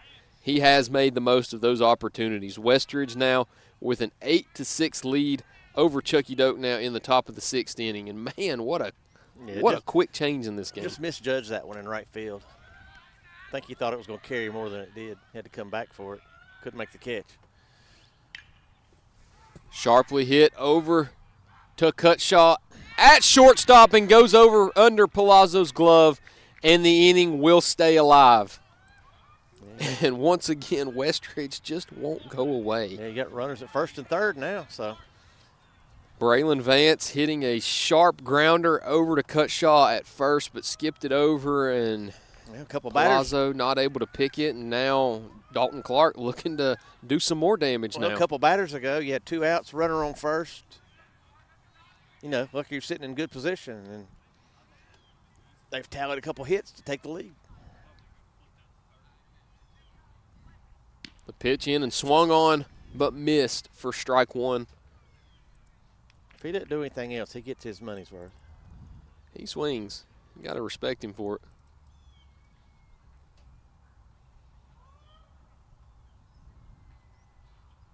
Swings again and misses again. Strike two. Crum looking to get out of this one now. Chuckey-Doak going to have to do a lot more work now. Down one, manageable. Down two, still manageable. Yeah, both clubs are hitting the ball. Just got to get out of this one right here and not let that runner from third score. Throw to second. Not in time, but a good job to make sure that doesn't go into center field because, once again, Westridge making the smart decision to be aggressive right there because if that ball does escape into center field, that's another run, and we're talking about a 9-6 ball game.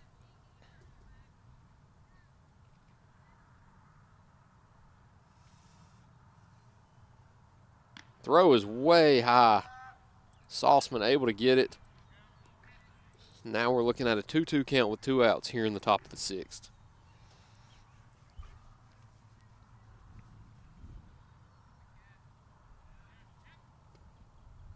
The pitch, not quite.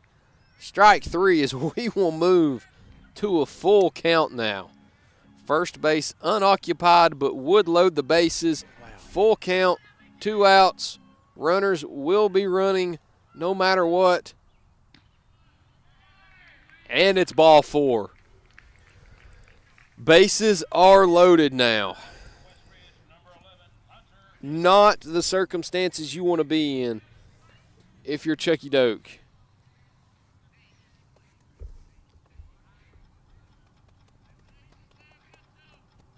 Yeah, just a couple batters ago, you were hoping to get out of the inning with no damage. Yeah. Now you're hoping to lessen the damage, down by 2. Not ideal for the Black Knights right now. Bases juiced, ducks on the pond, bases loaded, whatever you want to call it. Not good for the Black Knights as we have a conversation over here, it looks like, between the Westridge head coach and the home base umpire. Yeah, I don't know if they're having a pinch runner. Looks like we will.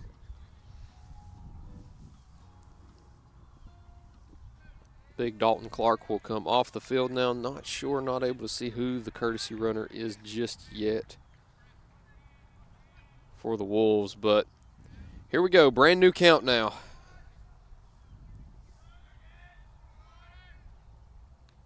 And he hits him. And that will score one. Westridge now ahead 9-6.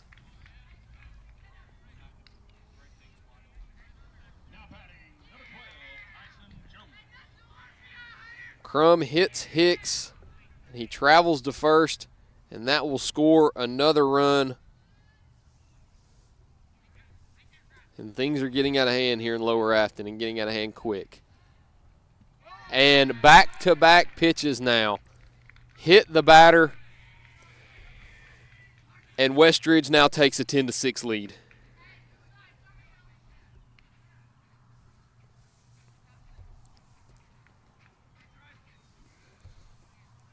And now Coach Willett will come out to talk to Gavin Crum.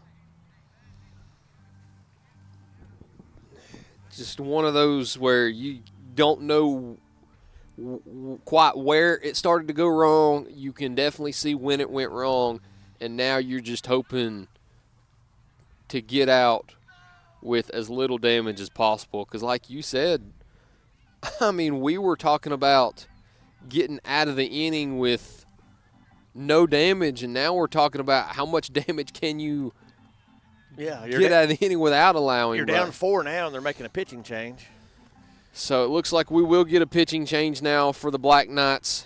Looks like we will get Caden Bowers on the mound now for the Black Knights. We'll step aside. We'll take a 2-minute break now as the Black Knights warm up their new arm on the mound. We'll see you in just a few minutes with Westridge leading 10-6 here on your Spotlight Game of the Week. In Greenville, we blend beauty with Southern charm. From sharp cuts to flawless color and perfect extensions, we make dream hair real. As milkshake experts, we deliver exclusive treatments, glosses, and pro product advice. Finish your look with nails and waxing done with care. Relax and recharge with our signature Japanese head spa. Come experience the main brand difference. At the Main Brand Hair Company, We wrangle your tangles. At Food City, we make it easy for you to shop your way. Order online and pick it up curbside, or have it delivered straight to your door with Instacart or DoorDash.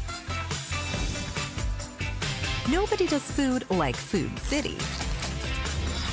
And now, get it straight from our doors to yours. Value every day, Food City.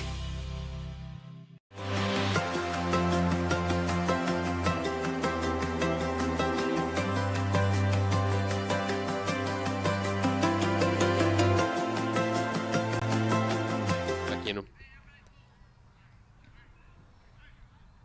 Getting ready to get back to action here as Caden Bowers takes the mound for Chuckey-Doak. The game getting a little bit out of hand for the Black Knights, now down 10-6.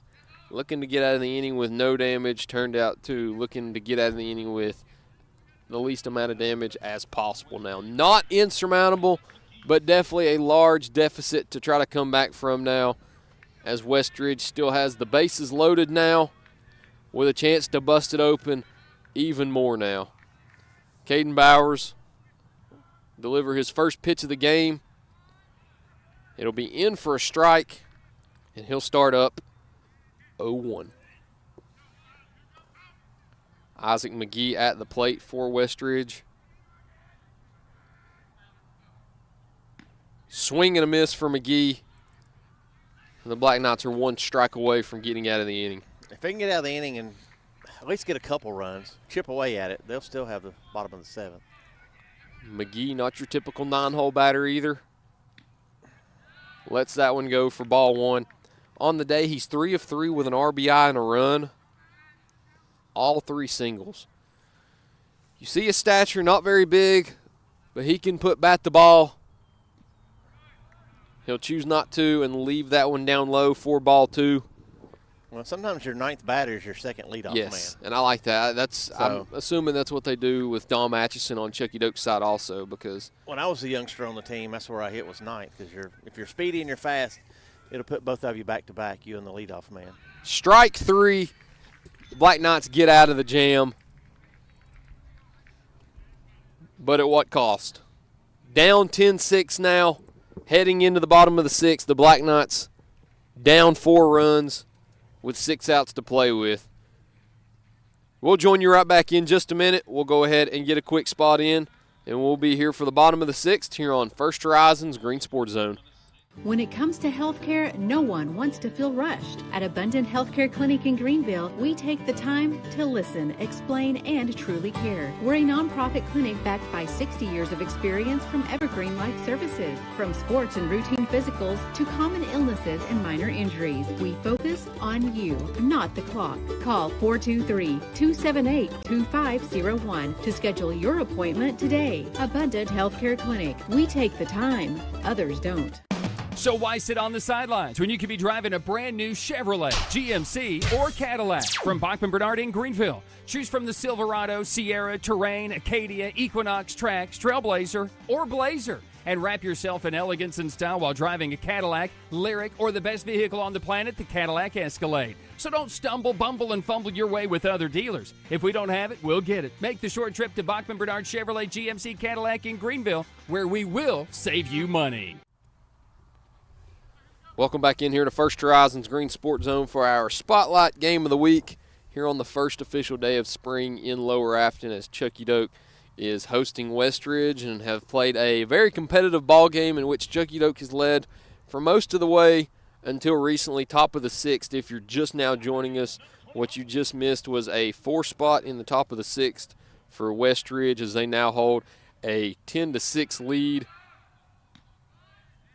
As the inning will start off with a strike inside.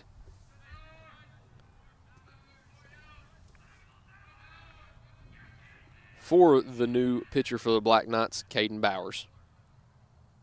Inside again. This one will be a ball, though. just a little too far inside.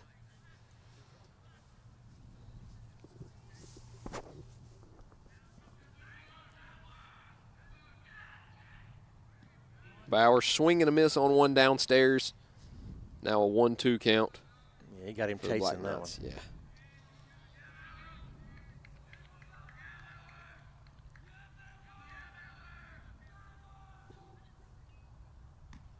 Swing and a miss, strike 3 now. 1 away for the Wolves.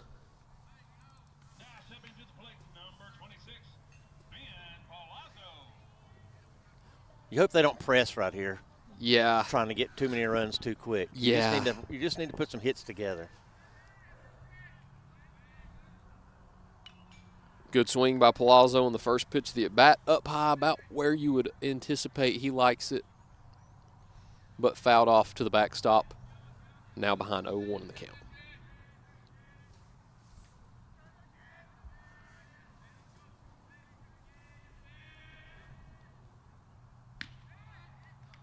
In for strike 2 on the outer edge. Now Palazzo down in the count 0-2. Trying to avoid being sat down for the second out of the inning.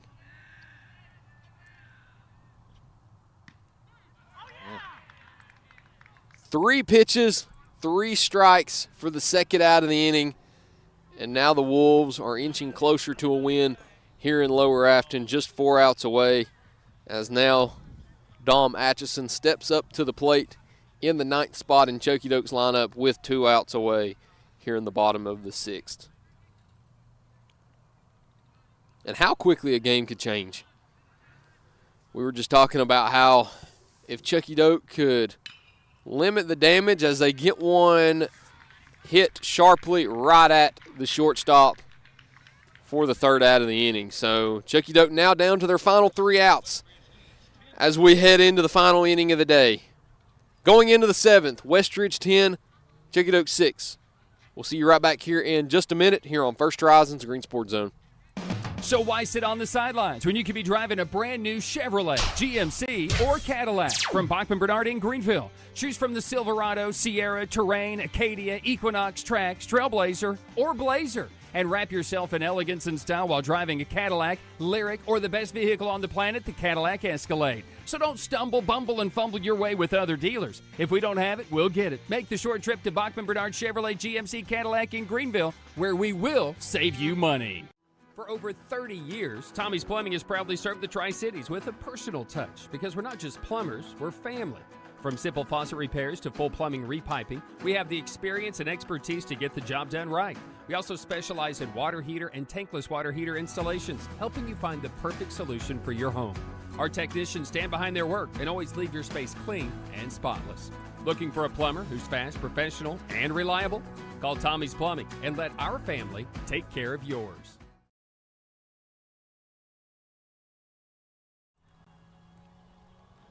Back in here in Lower Afton on your Spotlight Game of the Week here on First Horizons Green Sports Zone. Going into the 7th inning now, and how quickly a game can get out of hand. We were discussing how if Chuckey-Doak can just get out of the top of the 6th, score in the bottom of the 6th, and then get these last 3 outs to get a win. Westridge goes on to score 4, and now Westridge leads 10-6 now here in the 7th inning. Caden Bowers back up onto the mound in his first full inning of work.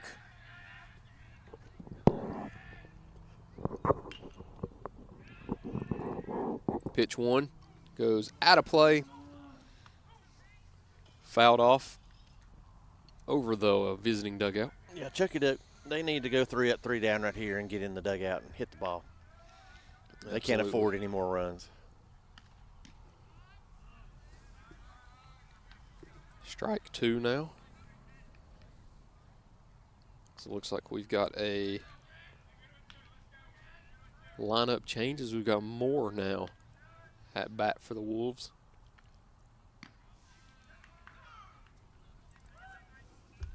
Ball 1.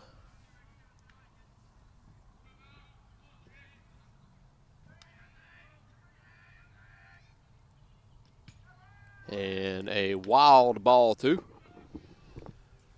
As the count evens up 2-2 now.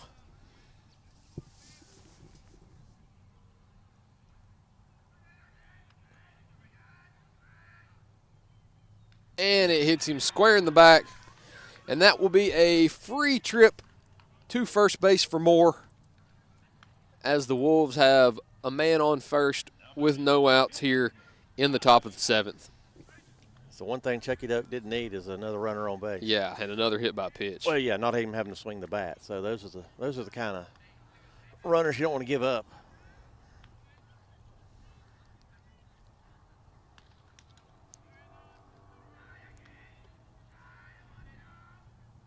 Pitch number 1, swung on and missed for strike 1.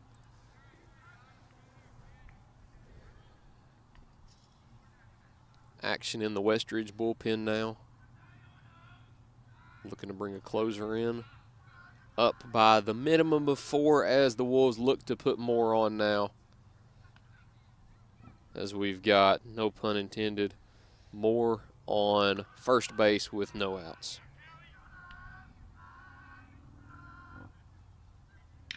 And a shot over into left field will be caught by Atchison. Great play by the senior center fielder. First out of the 7th. And that's a clutch one. Yeah, that was a nice catch. Now that's big to get over there and get that too. That's when being left-handed comes in handy. Yes.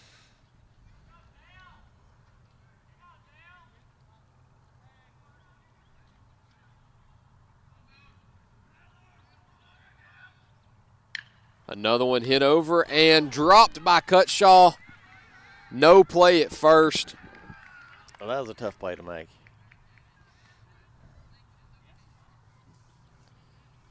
As Dale Martin will get on and push Reagan Moore over to second. Yeah, but it was at least knocking that ball down. He kept it from being first to third. Yeah. Keep runners at first and second. At least you got to force out any bag. Takes a little pressure off the infield.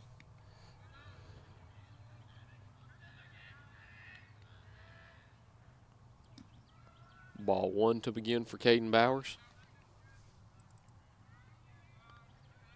Jackson Bowling, your cleanup batter in the 4 spot. Looking to do more damage now with runners on first and second with 1 out. The pitch is in from Bowers. High and called a ball. 2-0 count now for Bowling at the plate with Bowers pitching.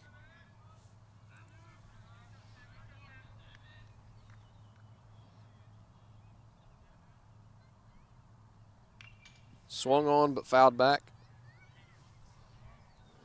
2-1 count now.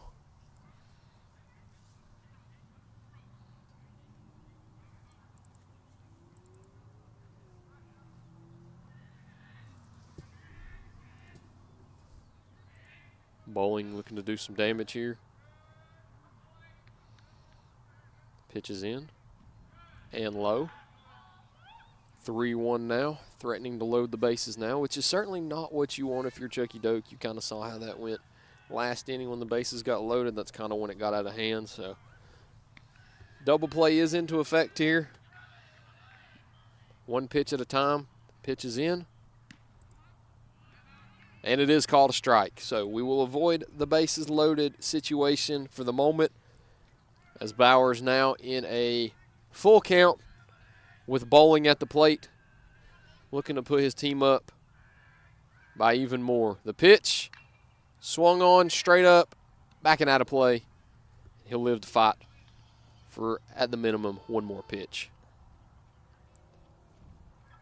Love the sound effects that Mr. David Brooks has up there in the PA too. I don't know if y'all can hear it up there, but nice little sound effects that he's added to the presentation here at Chuckey-Doak.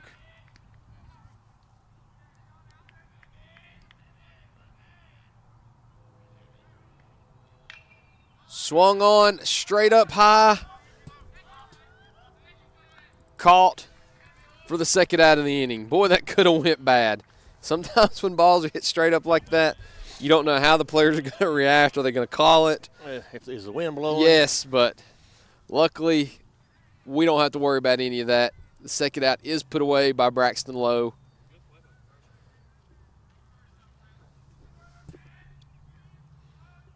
As now Braylon Vance will step up to bat for the Wolves. The Black Knights looking to get out of this one and go into the bottom with 3 more outs to play with. Ball 1 in from Bowers to Vance. Getting a little cooler out here now. Sun's going down. Got a beautiful sunset over here beyond right field. Swung on and missed. Even up 1-1 now. It's that time of the year where you don't know whether to wear shorts or sweats. Gets a little cooler when the sun goes down, but it's a little warmer when the sun's out. You don't really know what to wear. You can pack both. Sometimes you don't have the opportunity to change into them, as we see a strike come in, and the Black Knights are 1 strike away from getting out of this inning. A lot of renovations done out here. You look around, you see new tennis courts down beside the softball and soccer fields. You see new renovations done to the middle school. New renovations done out here to the baseball field. A lot of nice stuff done out here at Chuckey-Doak as we see a ball come in high. Count now even up 2-2. A lot to the basketball gym also. New lights, new court, new video board. A lot of new stuff done. Chuckey-Doak. New paint on the wall.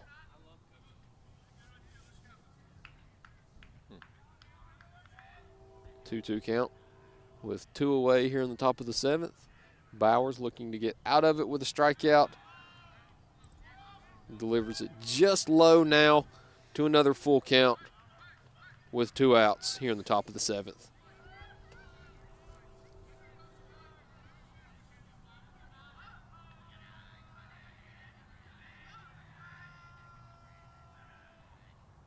Runners will go, but it will be fouled off into the catch fence.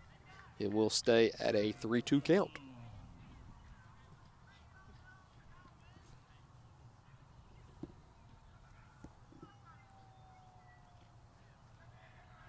Long at bat here.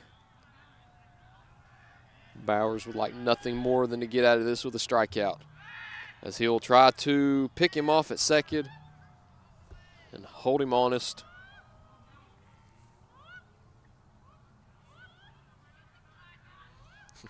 Always love high school boys. Sound effects, noises, don't quite know what they are, but the payoff pitch. Swung on and missed. Bowers will get out of the inning without allowing a run. 10-6, Chuckey-Doak trails Westridge. Going into the bottom of the 7th with 3 outs to play with.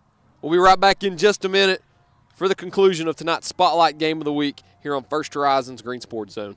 At Heritage Community Bank, we offer local banking with local decisions. Stop by any of our 3 convenient locations and see how Heritage Community Bank can serve your needs. We're here to stay. We're not for sale. We're not merging. We're local, and we intend to stay that way. From small business banking to personalized checking accounts with online and mobile capabilities, Heritage Community Bank can take care of all your banking needs. Visit us online at hcbonline.us, member FDIC, and equal housing lender. At many dealerships, you get what you'd expect. Games, gimmicks, and shady sales tactics. At Gateway Nissan in Greenville, expect the unexpected. Low prices, convenient service, and a great buying experience. Get our Gateway exclusive lifetime powertrain warranty. No worries for life. You deserve the unexpected. It's the #1 reason you gotta get to Gateway. Shop online at gatewaynissangreenville.com. Or take the super short drive down Highway 11E to Gateway Nissan. As you see the sun falling down behind the trees with a beautiful yellowish pink and bluish sunset here in Lower Afton, Tennessee, as Chuckey-Doak is 3 outs away from falling to Westridge, but they have the opportunity to do something about that now going into the bottom of the 7th here. What does Chuckey-Doak have to do right now to get back into this one? Take it 1 hit at a time. Don't try to do too much. You got to get on base first, and then you can worry about, maybe stealing second, getting the runners over. Don't try to do too much at the plate. You definitely take it 1 at bat at a time, and definitely take it 1 pitch at a time. You don't know what's going to be delivered to you. You don't know how things are going to go. I mean, just look at how things went for Westridge. They scored the last two on back-to-back hit by pitches. So let's see. First one in, swung on and fouled off.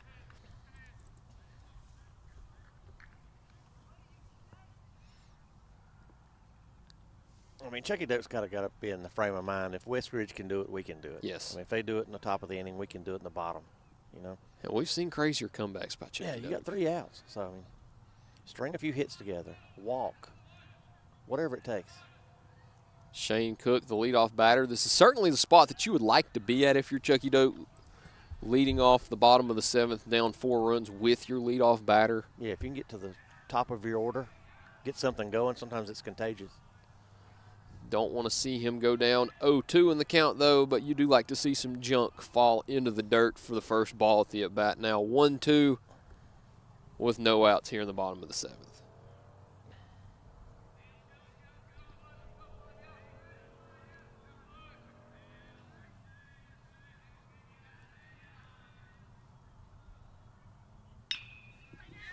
Hit sharply on the ground, over to second, but the throw is in time. Cook will be retired. 1 out now in the 7th for the Black Knights. Stepping to the plate now will be today's starting pitcher, the sophomore Kipton Ball. Like we said, you just got to take this one at bat at a time.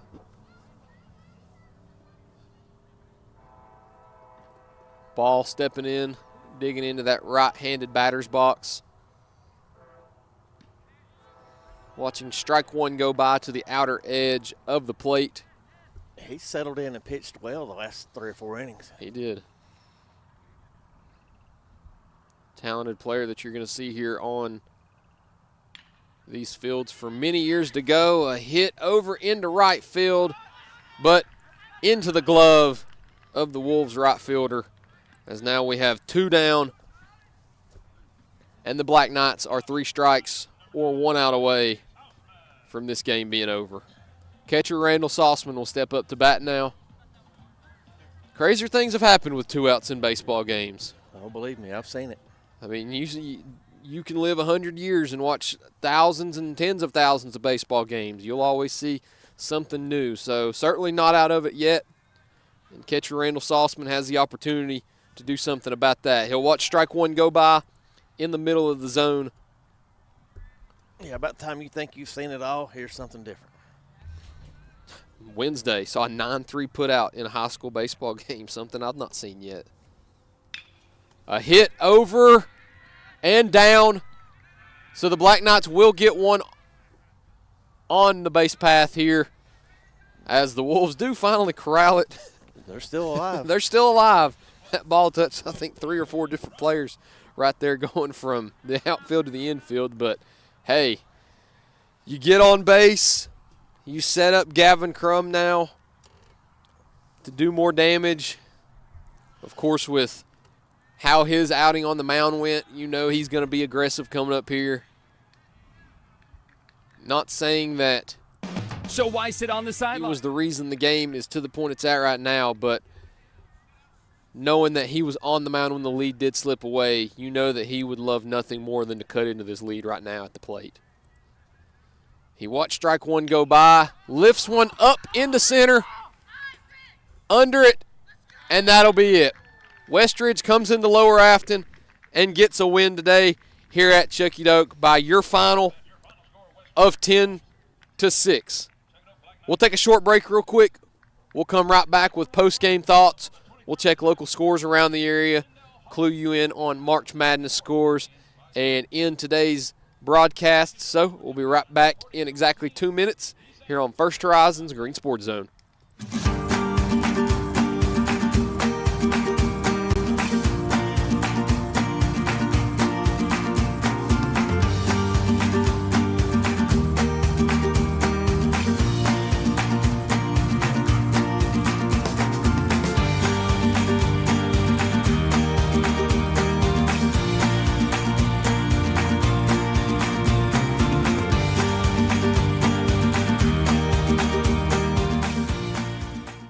Marathon Quick Stop Markets, you'll find a company that realizes that our customers are our biggest assets. We are a locally owned company, proud to serve our community. So we do everything with you in mind. We clean and sanitize our stores, provide a well-lit, monitored area to keep you and your family safe. You can always expect a friendly staff and a large selection of products with weekly specials. Stop in at a nearby Marathon Quick Stop Market today.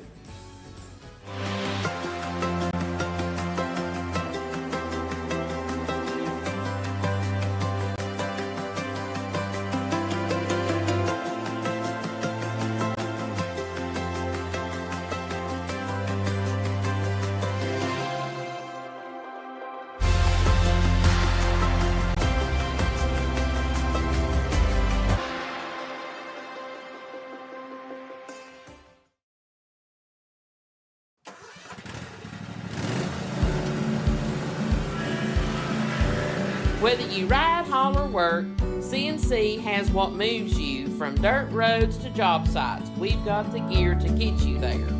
Hard-working equipment, helpful people, and honest advice. Whether you haul tools, toys, or livestock, CNC Custom Trailers has the equipment you need and the upgrades you want. CNC Custom Trailers, where you're more than just a customer, you're a neighbor. Back in as you see the beautiful sunset fall here in Lower Afton as the Black Knights fall to the Westridge Wolves by a final score of 10-6. It was certainly in the Black Knights' favor early on, but certainly slipped away at the end, and no pun intended. I mean, these Wolves scratched and clawed and fought all the way to the end, and in the game of baseball, you're never out until you're out, and they were down 3 runs. They were down 2 runs to the point that they got up 4 runs with a very, very crucial top of the 6th inning where the Black Knights just couldn't seem to get out of the inning, and the Wolves did damage. So Chuckey-Doak falls to Westridge in this one. We'll go through the final box score and talk about who some of your key players were today. For Chuckey-Doak, you had Kipton Ball, who started the day. He pitched 4 innings, allowed 9 hits, 5 earned runs, 1 walk with 4 strikeouts. Gavin Crum came in and pitched 1.2 innings with 4 hits, 4 earned runs, 2 walks, and a strikeout. And then Caden Bowers relieved Crum, pitched 1.1 with a hit, no runs, no walks, and 2 strikeouts for Westridge. On the mound, I apologize, it was not Jennings. It was Ty Malik that pitched. And what a gem that he did pitch. 7 full innings, 10 hits, 6 earned runs, but got the win with some great run support. Only had 1 walk and only had 3 strikeouts, but his offense did just enough to get him that win on the mound. And going through some of your key players in the lineup, for Chuckey-Doak, you had Randall Sauceman, the catcher, who went 3 for 4 and had the most hits on the day. Shane Cook with a hit, Kipton Ball with a hit, Gavin Crum with a hit, Cooper C with a pair of hits, then Ben Palazzo and Dom Atchison at the bottom of the order with hits also. RBIs, you only had 3 on the day, Shane Cook, Gavin Crum, and Cooper C with 1 each. And then runs, Kipton Ball with a run, Gavin Crum with a run, Cooper C and Ben Palazzo with runs also. And then going down to Westridge, man, what a day it was for Isaac McGee in that 9-hole spot. Not your typical 9-hole batter. 3 for 4 with a run and an RBI. You look at Dale Martin in that 3-hole spot. The first baseman went 3 for 5 with 2 RBIs and a run. And then Jackson Bolin started the day in his first 2 at-bats in the cleanup spot with nobody on base. They gave him base runners, and he delivered. He went 2 for 4 with an RBI and 2 runs.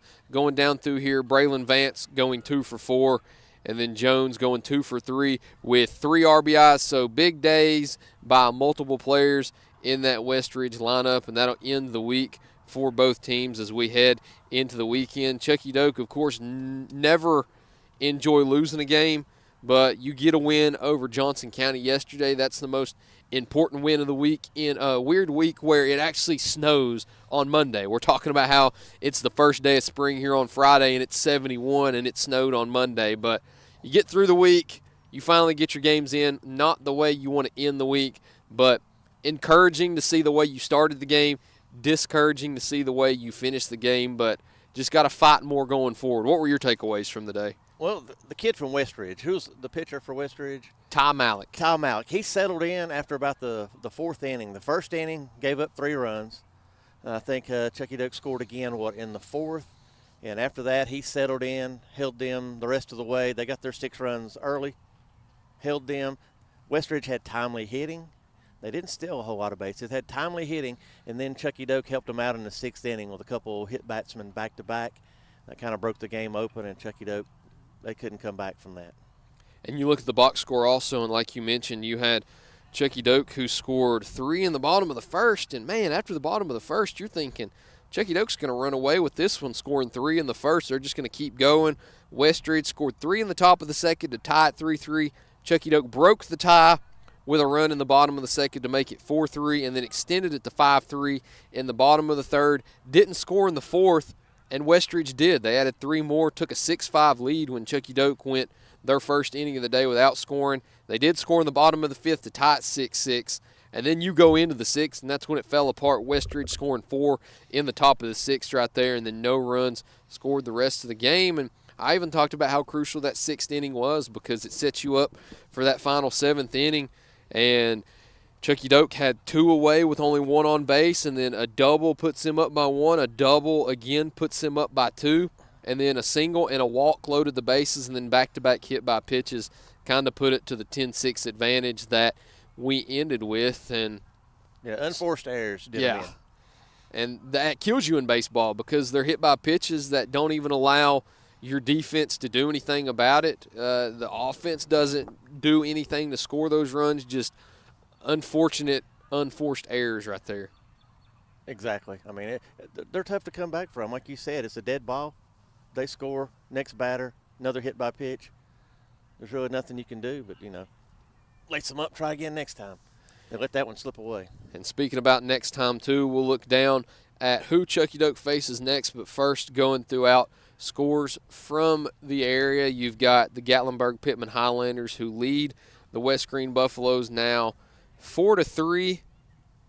Actually, I believe that game has went final. Game Changer says delayed in the bottom of the 7th. That usually means that it's over, and yes, it is over because Gatlinburg-Pittman seemingly walks off West Green in the bottom of the 7th to gain that 4-3 win. Over at Dale Alexander Field, within the city limits, Lakeway Christian Academy up 5-1 with bases loaded over your defending Class 3A champions. So a little bit of a surprise right there. And then the North Green Huskies getting a 14-5 win over Cosby. Looking at some March Madness scores also. We'll end this soon so you all can get back to watching basketball. You've got Iowa leading Clemson 32-25 at the halftime break. Trey Thompson, a member of the Hawkeyes, not played any minutes this year, but good to see those Hawkeyes that Trey's a part of leading at halftime in the big dance. St. John's just putting it on Northern Iowa. It looks like a football score. 12-17 left in the first. St. John's is ahead 20-3. There's something about Rick Pitino, man. Any school he goes to, any players that he coaches, he gets it done. And then UCLA leading UCF 18-12, and then Purdue leading Queens 15-10. Looking at what's next for Chuckey-Doak now as they end the week here with a loss to Westridge. Next week they go into a Monday and Tuesday conference battle with Happy Valley, Monday being at Happy Valley in Elizabethton, and then Tuesday being back here at home at Chuckey-Doak in Lower Afton, then going to Pigeon Forge on Thursday, a game that they were no-hit in earlier this year at Pioneer Park in Tusculum, just a short drive away. So that'll pretty much do it. Another successful broadcast here on First Horizons Green Sports Zone, a little bit different. Don't have the voice of Green Sports Zone, Matthew Palazzo, with us today. We wish him well as he's out of town at the moment. But Tyler Nichols taking over here with my father, Scott Brady. A little bit different. We'll call it the Nichols cast, as I joked about it at the beginning. And as always, got our newest employee, the brilliant and talented Ethan Cooper over here running camera for us. So that'll do it today. We'll go ahead and end this one and bid goodbye to you. Hopefully see Scott again on another broadcast. If not, where can they listen to you at? Hey, WSMG 95.5, The Jewel. What times? I'm there from 6 to 11, Monday through Friday, so give me a listen. We'll be back for another stream next week. Don't have anything scheduled as of yet. We will update you that at the beginning of next week. But hope everybody has had a good spring break. Hope everybody has had a good beginning of spring. Day's not over yet. Enjoy some basketball. Enjoy some spring training baseball, whatever you'd like to do for the last 4 hours and 11 minutes. For Ethan, for Scott, for Tyler, that's all we got on tonight's Spotlight Game of the Week. God bless, and we will see you the next time here on First Horizons Green Sports Zone.